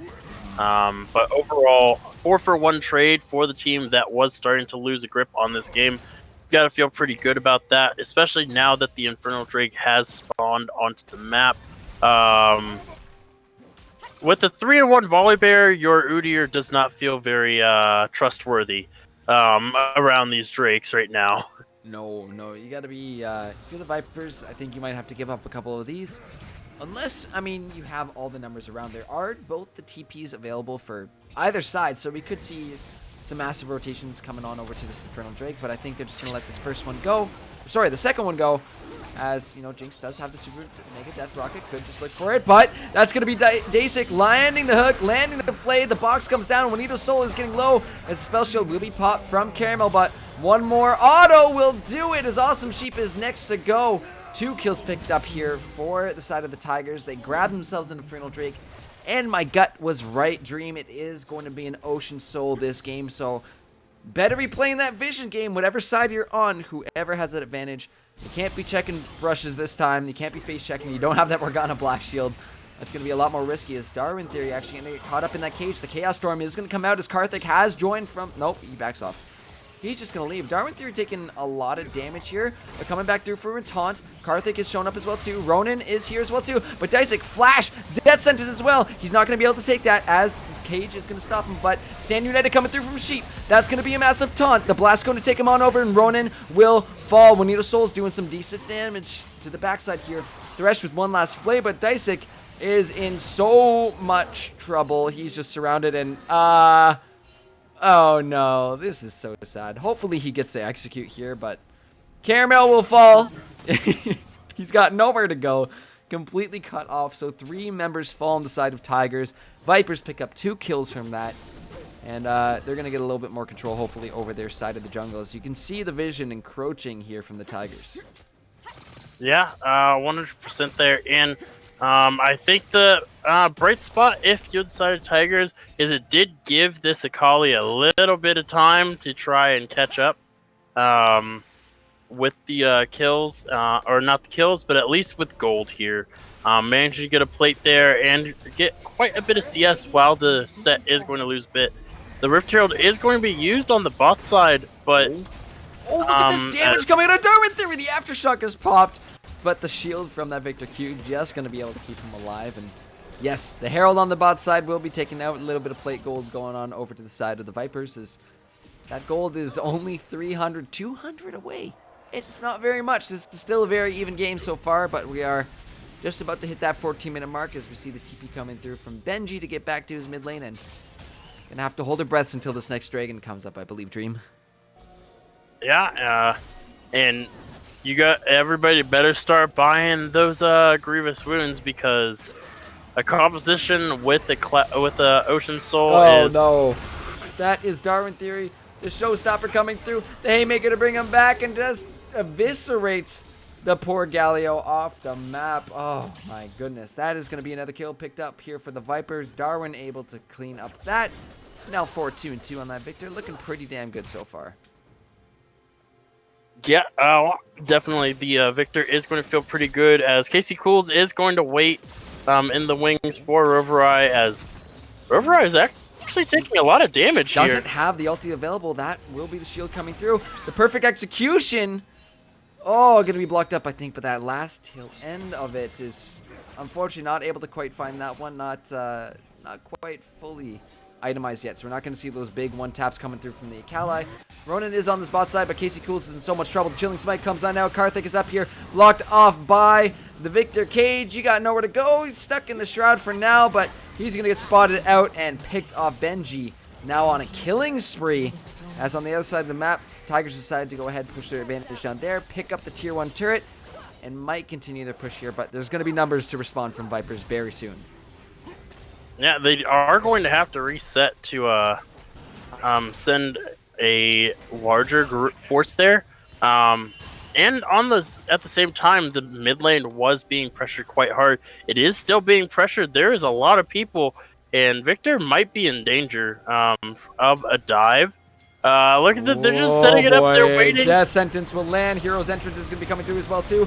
but Benji manages to flash over the wall. The box is going to keep a few of these members out as the chompers come down from Jinx, so Tiger's a little bit split up right now. Awesome Sheep going in with the taunt, the flash from Darwin and Ronan to get on out. Dicek is trying to make it out as well too. 3 flashes burned from the Tigers, and Vipers are still on the chase as they're going to go ahead and CC Karthik, but in goes Sheep once again. Juanito Soul able to take down Dacek as they're not quite done. It's a double kill there for Juanito Soul as he gets the shutdown onto Caramel. Casey Cool's now in the Shroud. This Udyr is low, but is he going to be able to find him? No, caught in the Jinx Chompers. That's why they're put down there. It does not allow you to go back in. 3 members from the Tigers will drop. Ronan able to get that Scuttles, but Karthik is not done quite yet. He's looking to go back in, gets the bear slap off. The zap will slow him down just a little bit longer as Ronan trying to make his way out. He's actually going to get a trade kill onto the enemy jungler there as Karthik will drop. But they're not done with this volley. They got to be done with this volley. They got to back off at this point. Health bars are low. Everybody's running out of mana, and their cooldowns are all being used. So everybody just decides to back on off, except Ronan. Because he kills the Udyr, guess where he gets to go? He gets to go for this dragon. Yep, that's the plan here from the Tigers. Going to go ahead and start this ocean up. Try to put themselves to soul point once more. As they're getting some quite good advantages around these dragons, especially with the picks onto Karthik there. Just the timing of it has not been ideal here for the Vipers when it comes to the souls, but the team fights, I think, definitely in the favor of Vipers here.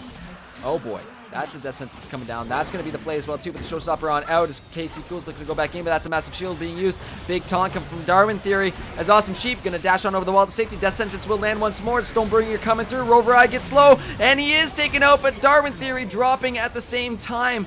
1-for-1 so far on the map is actually, no, it's a 2-for-1 as Dacek was taken out a little bit earlier, but Casey Cool's looking to go back in. He's immediately going to get taunted and just blown up, but manages to take down Sheep with him as that kill goes on over to Caramel. 3 members of Vipers, all with about half health bars here. Not going to be able to push in too much onto this tier 1. They want it bad, though. Oh, LI. They definitely do. They are going to get it. Oh, no. That's the excited Juanito Soul. Oh, luckily that zap is blocked up by the spell shield, but gotta watch for that super mega death rocket. It's still half on cooldown, but everybody makes it out. Mostly everybody makes it out. I want to say Dream, because this is another bloody game. Another bloody game we have on our hands. This game may actually just be bloodier than the first game. 16 to 12 in kills at 18 minutes. I do believe we had 19 and 19 around the same time as Benji might just be dead. No, nope. Going to Shen. Yeah. Sheep is there to respond, thankfully, with the Shen ult, so that'll be that's kind of the one nice thing about Shen is if there's someone in trouble, you can kind of R them and get them out of a lot of those sticky situations. But I think a lot of these Stand Uniteds have been in the case where Vipers are making a pick and they're like, oh, why not just add one more to the mix? And Sheep ends up coming in and landing these massive taunts. So Vipers are playing this really well, but they still got to be a little cautious of what the Tigers have to offer, because I still think this can go either way right now, but Viper's definitely in the driver's seat as of right now. Just under 20 minutes, as there will be a Baron on this map too, so another big objective for these teams to take a look at in a few short moments. Yeah, and one thing is definitely for certain here, Casey Cools is not having fun this game. Every time he tries to go in for anything, it gets stunned, steps on a trap, it gets snared, slowed. Yeah. Pretty much anything that anything bad that can happen to Casey Cools when he goes in just happens. They're saving everything for him specifically, and it's been rough. 1-6-3 on that scoreline there. As here we go again. Yeah, still on perfect execution. Oh, that's the caster curse, though. But again, if you know what, for Casey Cools, I think he's happy about it, because we were just talking about how he's having some issues. However, I think that's his one window back in this game. You look for squishies, you blow them up just like that, and you might stand a chance of winning these team fights, but that Jinx has got to be priority number 1 here. Is Rover Eye and Darwin meeting up in the top lane, but punchy hurts a lot more than you'd think, and holy crap, the showstopper to stop the show, and Darwin Theory is going to see a gray screen there for another 35 seconds. Yeah, and so we get the return 1v1 solo kill on the other side of the map. This set, the other half to the Akali's coin there. very, very strong on that champion at the very moment. And Galio is an anti-mage, not an anti-getting punched in the face champion. That is very true. I mean, against the Victor, yeah, he's going to be standing his own, which is why during the laning phase we saw a couple times coming very close to getting those kills. But that Victor is now 7-3-5. So even that anti-mage that he has is not going to be putting in the work that you think against a Victor who has so many kills under his belt. But yeah, Rover, I started to look pretty scary on that set as well too. That damage coming out is it's a lot. It's a lot to deal with, and a bit of a curious build here. I don't know if you want to comment on this one, Dream, but the Sunfire with a Bork on the side. Yeah, usually we see the Stride Breaker coming in with the Blade of the Rune King there, but it is going to be the Sunfire Aegis. Maybe realizing that his team, at least for the time being, until the Shin can get some more items, they don't have much in the way of tank, and there is quite a bit of damage from the other side. So, yep. Keep your eyes though around this Dragon Pit. It's up in just 10 this seconds is Soul. now. Yeah, this is Soul here for Tigers. They're gonna look to go for it once more, and an Ocean Soul under the belt would be quite nice, as the TP is going to be coming through from the set. But this fight has started. This death sentence will go a little wide as a Chaos Storm funneling these members of the Tigers on out of this fight, and now Viper's going to take over priority. However, look who's on the flank. That's KC Cools looking for Juanito's Soul. He's, oh man, if he's able to line this up.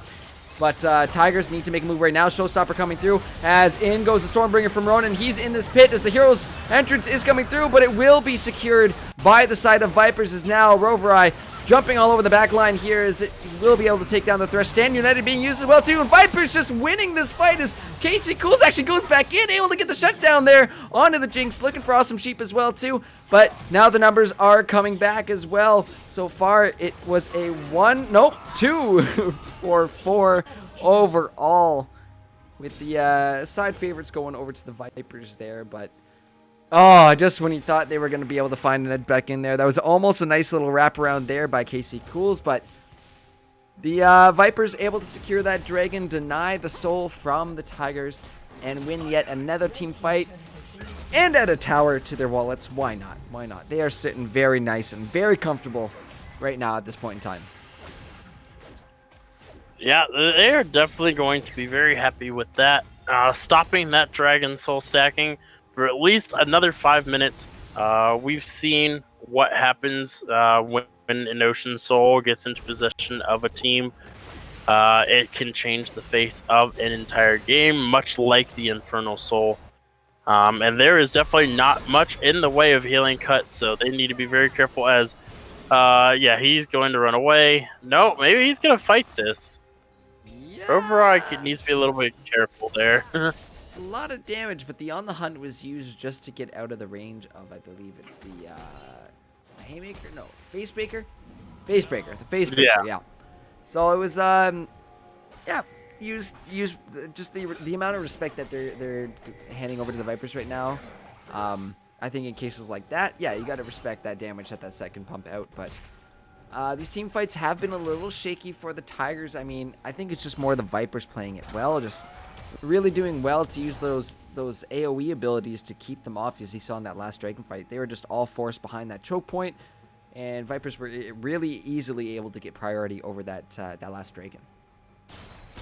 Yeah, and very good use of the set ultimate as well to make sure that Ronan wasn't able to get into the Dragon Pit. He was still able to, and he definitely had the time to smite there, but the smite came down just a hair quicker from Karthik.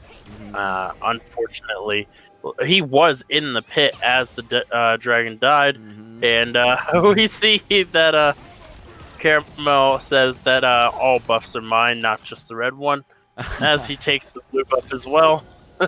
Casey Cool may be in some trouble right now. He's going to go over the Shuriken, hiding in the Shroud, doing some good damage to Rover Eyes. That shield is going to be timing out there, but he just ulted the wave. Yeah, I think he used the R to get rid of the face break, to get out of the way of the face breaker. As But now we have the two junglers split pushing in the bot side of the map. this is a little bit of a weird situation here. We have a 3v3 in the mid lane where it's kind of been neutralized here. However, Ronan is roaming around this way. He's not gonna get. Oh, he is gonna get spotted out by that ward sitting in the bush there. So this is where sweepers really come into play because they see you guys. Guys, they see you. This is 2 death brushes. Who's gonna make the first step? Guys, somebody. Oh, for Pete's sake. Like, this is ridiculous, guys. Go play the game. Get out of those death brushes. There we go. We got a fight breaking out in this mid lane. Hero's entrance is coming through again. But Darwin Theory has to back on off as Karthik is going in with that bear slap. Box is going to come up for the disengage. And, well, it does exactly that. Viper's going to back on off of this one. However, we do have a dragon up in 1 minute. Tiger's definitely hungry for that Ocean Soul. But there is a Baron up on the map, too. So I don't think they'd be afraid to trade another dragon if they're just able to pick up that Baron. But they do get sight of Casey Cools floating around their backside there. They will ping him out as he runs on back to safety, but is going to leave a control ward up in that brush as he walks on by. A lot of ultimates actually burned there. The Chaos Storm, the Stand United, most importantly there, and the Showstopper, not the Showmaker. That's a player, not a Showstopper.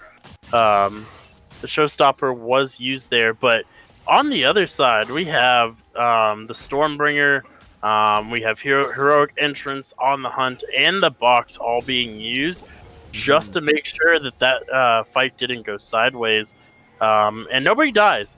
So 5 seconds before this next dragon here, and looks like they are just going to give it up as they're going for Baron.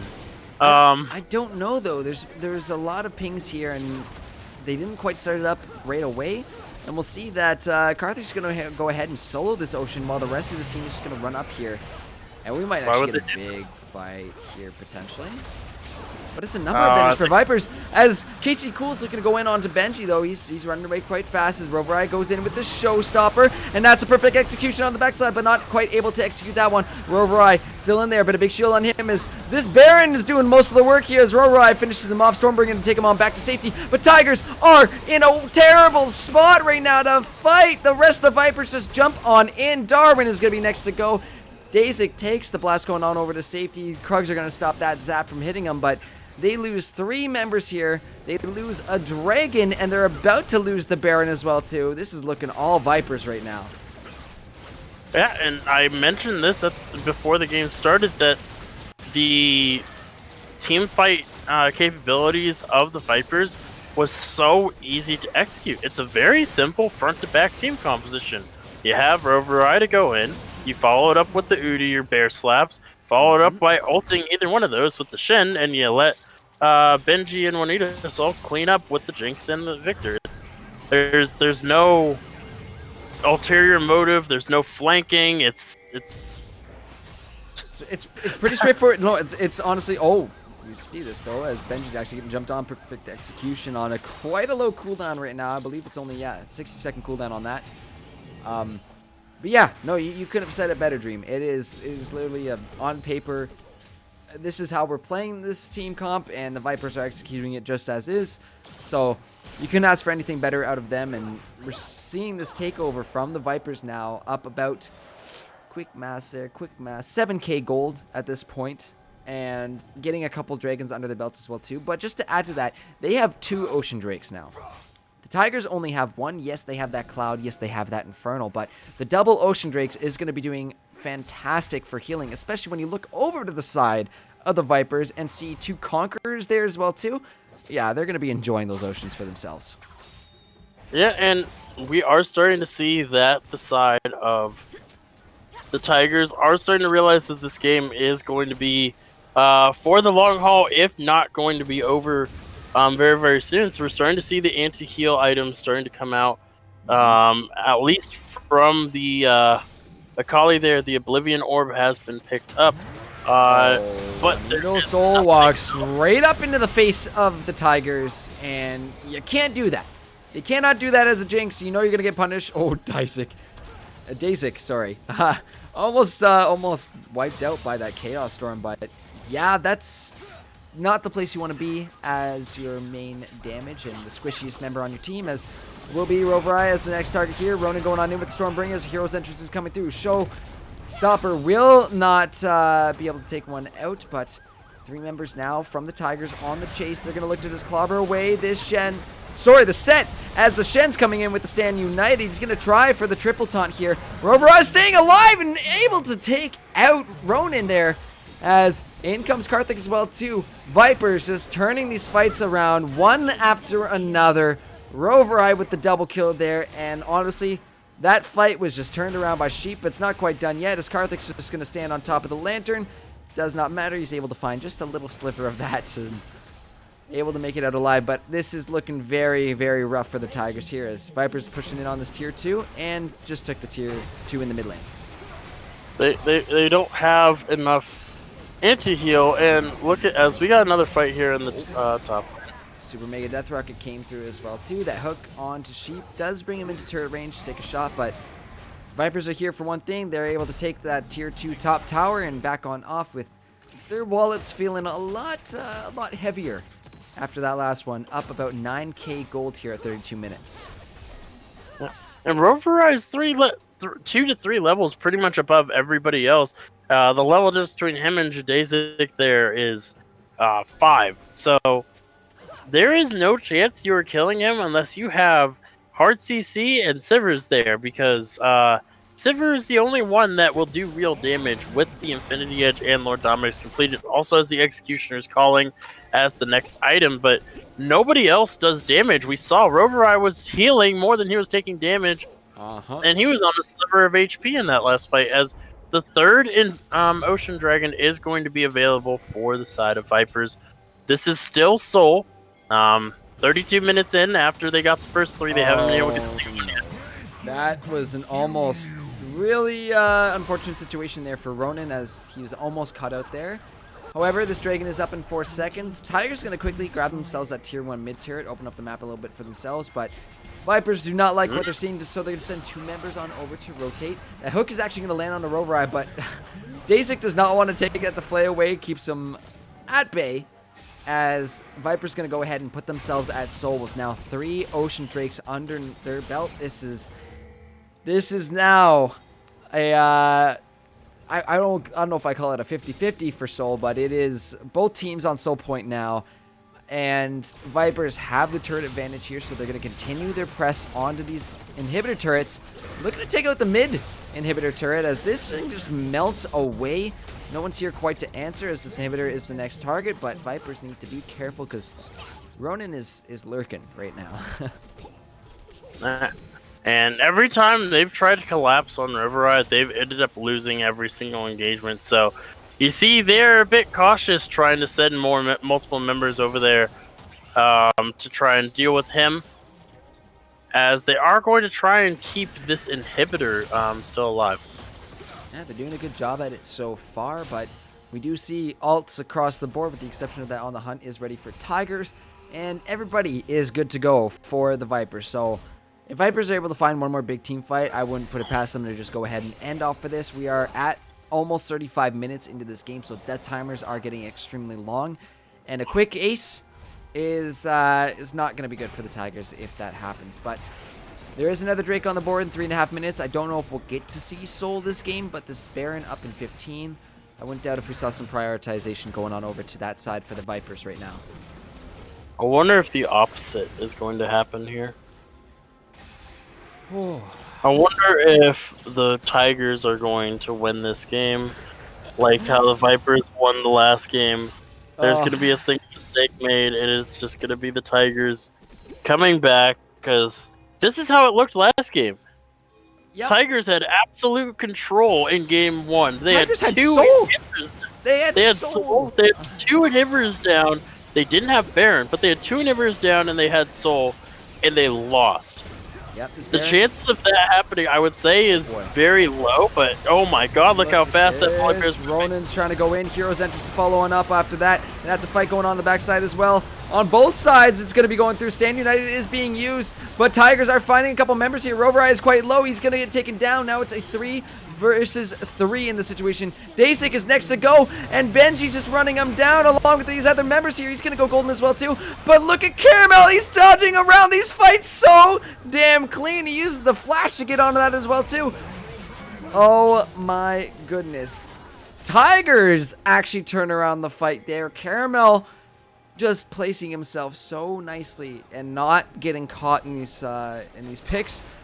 Does beautifully in that. Ends up being a 3 for 4 situation there, but I believe they are going to go ahead and start up this Baron. However, you still have Karthik on the map. You still have to deal with the smite. But this is going to be risky for Karthik stepping in. I was joking. It's the caster curse, brother. It's the way it be. Caster curse or caster blessing? Like both are. Oh, super mega death rocket. Oh, no! Oh no! Oh no! Caramel's taken out. Karthik's going back in too, but he's gonna get it taken off the map. Baron just resets, and nobody gets the Baron dream. Nobody gets to win here. I give up. I give up. I was joking. Oh, God. Oh, what's happening? Tigers. Oh, goodness me. They're looking for another pick on to Juanito's Soul. He's getting quite low as well, too, trying to kite back. But Ronan goes in, just drops down the bear onto that poor Jinx's head. He will die. Darwin Theory now trying to kite out, but the showstopper there to take out the Volibear. So now it's 2 for 1 members actually down on the side of Tigers. Actually 2 for 2 is 3 for 3 in this mid lane as, oh my goodness. 1 for 1 traded again. I don't know what to say, because you keep trading evenly and nothing's really happening around the map because everybody's just getting gold in their pockets. This is insane. What is happening? What is happening? Oh my God. Nether Dragon up in 30 seconds. Yeah. This is Soul, and not everybody's going to be up for it. The bot lane for the side of it's going to be a 3v3. Ronan's up in 20 seconds, but yes, it is going to be a 3v3. However, the smite in the hands of the Vipers. Juanito Soul is up as well too. Does have the Super Mega Death Rocket, which could potentially swing this fight as Vipers again just taking over control of this Baron pit, not allowing these members of the Tigers in. Death sentence will land, but this Ocean is going to get started up. There's not much that the Tigers can do about this one, so it is just gone. Soul picked up here for the Vipers this game for Ocean Drake Stream. That's a lot of healing. That is a hold on. I'll censor myself. That's a crap ton of healing. However, it's a death rush from the Tigers. Are looking for one. Death sentence down onto Karthik. Rovereye with a ton of shields. There is a box coming through as well too. Hero's entrance will not find any, but it's for the shields as Tigers actually going to be losing members here. Vipers are on low health bars. The exhaust is coming down on the Benji, and that will be KC Cools finding one. Karthik forced to run on back. Dasik still trying to find another, but Darwin will fall in the process, as well as Rovereye taken out, actually shut down by Caramel. What are these games? Vipers have the lead the entire time, and now it's Tigers running down the mid lane here, sieging onto these inhibitor turrets, and in goes KC Cools, locked up underneath that tower. The hook will not land onto Awesome Sheep, but the Shen is quite tanky. However, Tigers gonna go ahead and pick themselves up that inhibitor mid tower. Go ahead and take up that mid inhibitor as well, and this is just a lot of back and forth. So even though Vipers pick up the Soul, the fight goes back in the favor of the Tigers after that one. Absolutely insane. What is the reason why these fights are favoring the Tigers right now? Nobody is hitting the Sivir. Sivir is free firing in the back line repeatedly the entire fight. Nobody can get onto the Sivir, and I don't know why. No, with this though, Baron's actually getting started up right now, Dream Man. There's no vision.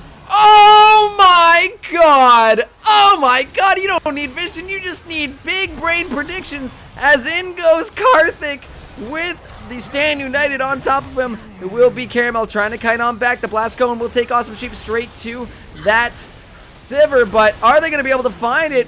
Vipers still with 4 members here as KC Cools goes on back with a perfect execution to take out another. We're in a 3v3 situation, and let's see if Vipers can turn this back into their favor. Ronin is low, but they will find Caramel. They will find Ronin next, and a beautiful Baron steal by Juanito's Soul with the Super Mega Death Rocket will mean these Vipers are looking to go on in and end this game off. Darwin Theory is next to go.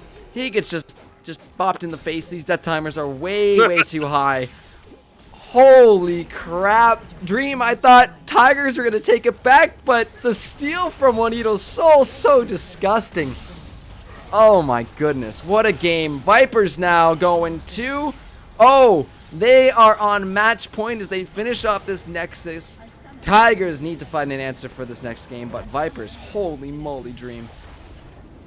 What is happening? What is the series, dude? I'm sorry. My brain is. I'm getting short circuit. You're literally short circuiting my caster here. What are you doing? This is insane, though. We have seen Vipers. They came in again this game with a massive lead. Tigers started to swing things back around. We thought they were going to go ahead and pick up that Ocean Soul. They were at 3 dragons for such a long time, and they're just not able to find it. Vipers pick up 4 Oh my Ocean absolute Souls. Lord, what are these damages? Ooh, this is ADC. Oh, no. That's that Victor damage. That's set damage. Oh my. Yeah. Oh my goodness. That's disgusting. That is insane.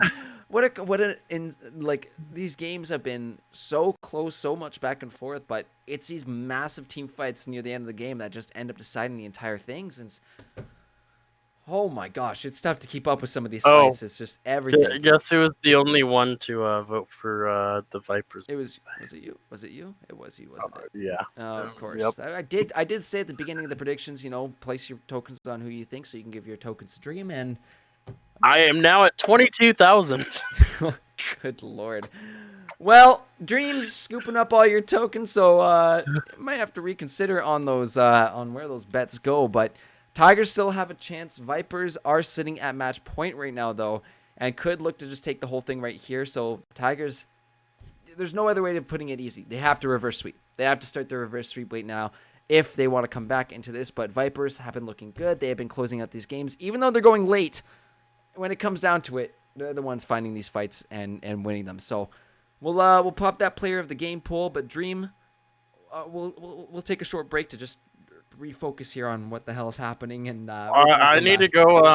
I need to open my the back plate on the back of my robotic head here and make sure that all the wires are working properly. Yes, me too. But think when we come back from our caster maintenance, we will be hopping into game number 3. So guys, make sure to keep voting for your player of the game, and we will be back with game number 3 very soon. Potentially match point here for the Vipers. Stick around because you're not gonna want to miss this spiciness.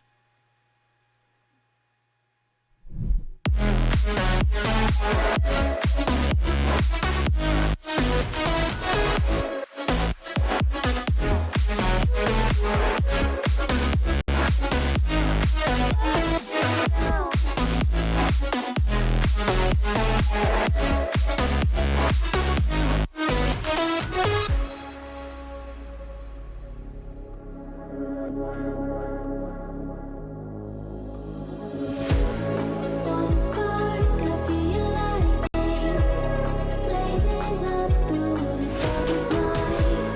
Hold your breath, babe, the smoke is burning. You kiss me now, and I'll be alright.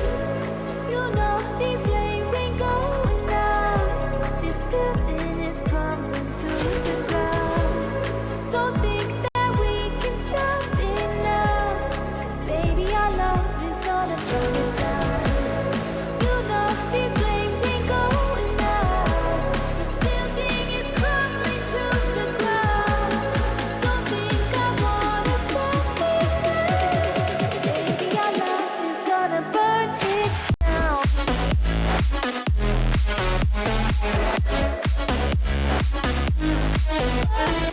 down.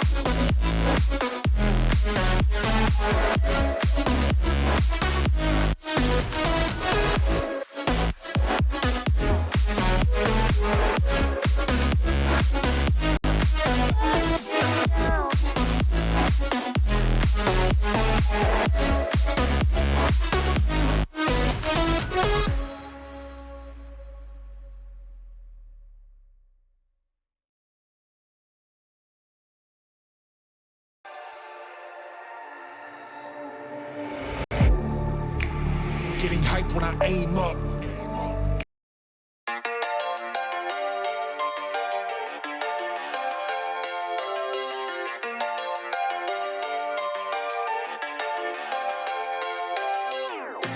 How could you ever love me? You don't even see me. I'm hanging around, wasting time, hoping that you drop by. And I don't pretend to know what you want. I don't even know where to start, but I'm willing to try. Even if you push me under, it's only gonna make me stronger. It's only gonna feed my hunger. Say the words, say the words. Even if the tide stops turning, even if the world keeps burning, nothing's gonna stop this feeling. Say the words, say the words.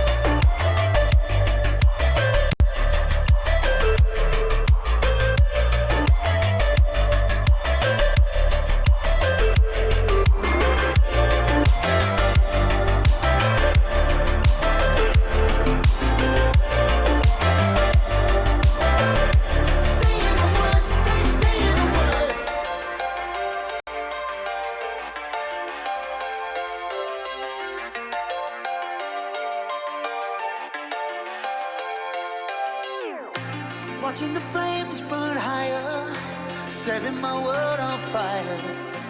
Nowhere to run, nowhere to hide, risking it all on you. And I don't pretend to know how you feel. Either you won't or you will, but I'll give it a try. Even if you're too blind to see, and even if you look right through me, I never thought it would be easy. Say the words, say the words. Even if the world stops breathing and every beating heart stops beating, nothing's gonna stop this feeling. Just say the words, say the words.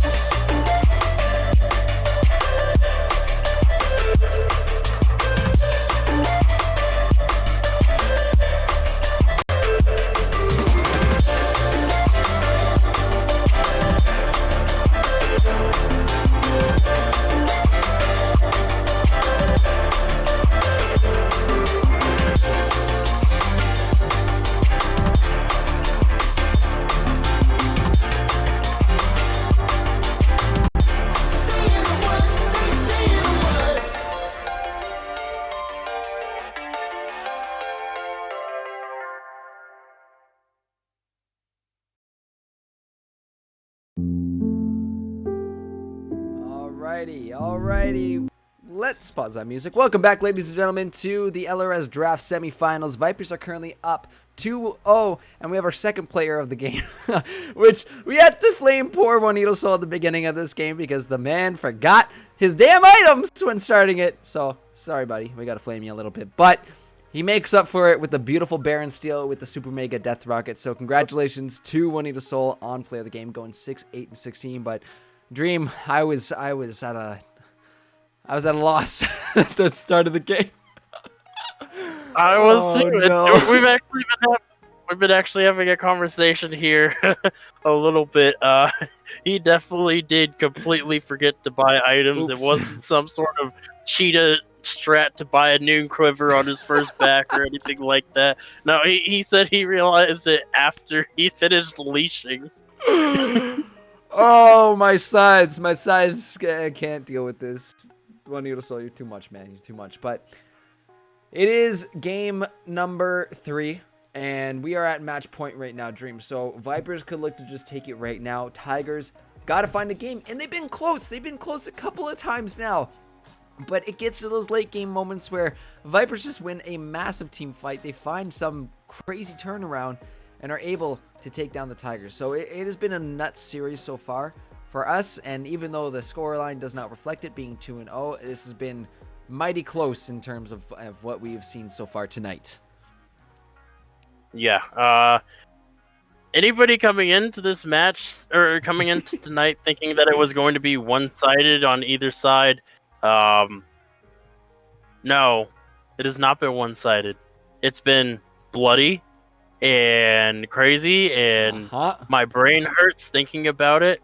And I still have to cast finals tomorrow Yes, sir. with PVE, the craziness of PVE and watching TT. Jake play, And the craziness of Turnip TT. Tots. Yeah, and the craziness of Gators 2.0 rebranded as Turnip Tots for pre-made. Yes. Oh, we have so many fun streams this week, but we well, don't want to hide that. Want to bring up that is we are getting ready to hop into draft as Vipers with side selection game number 3 have opted for the red side. So red side showing its popularity in these games tonight, but I'm curious to see what is going to be allowed into this one, because I wouldn't say any of these members of the Vipers like played out of their mind like crazy. They just work together as a team. The majority of these kills are coming from when multiple members are ganging up together and catching people out or blowing summoners early. So it's just this early aggressiveness coming out really from both sides that's kind of determining how the tempo of these games have been going. But it's been nuts so far.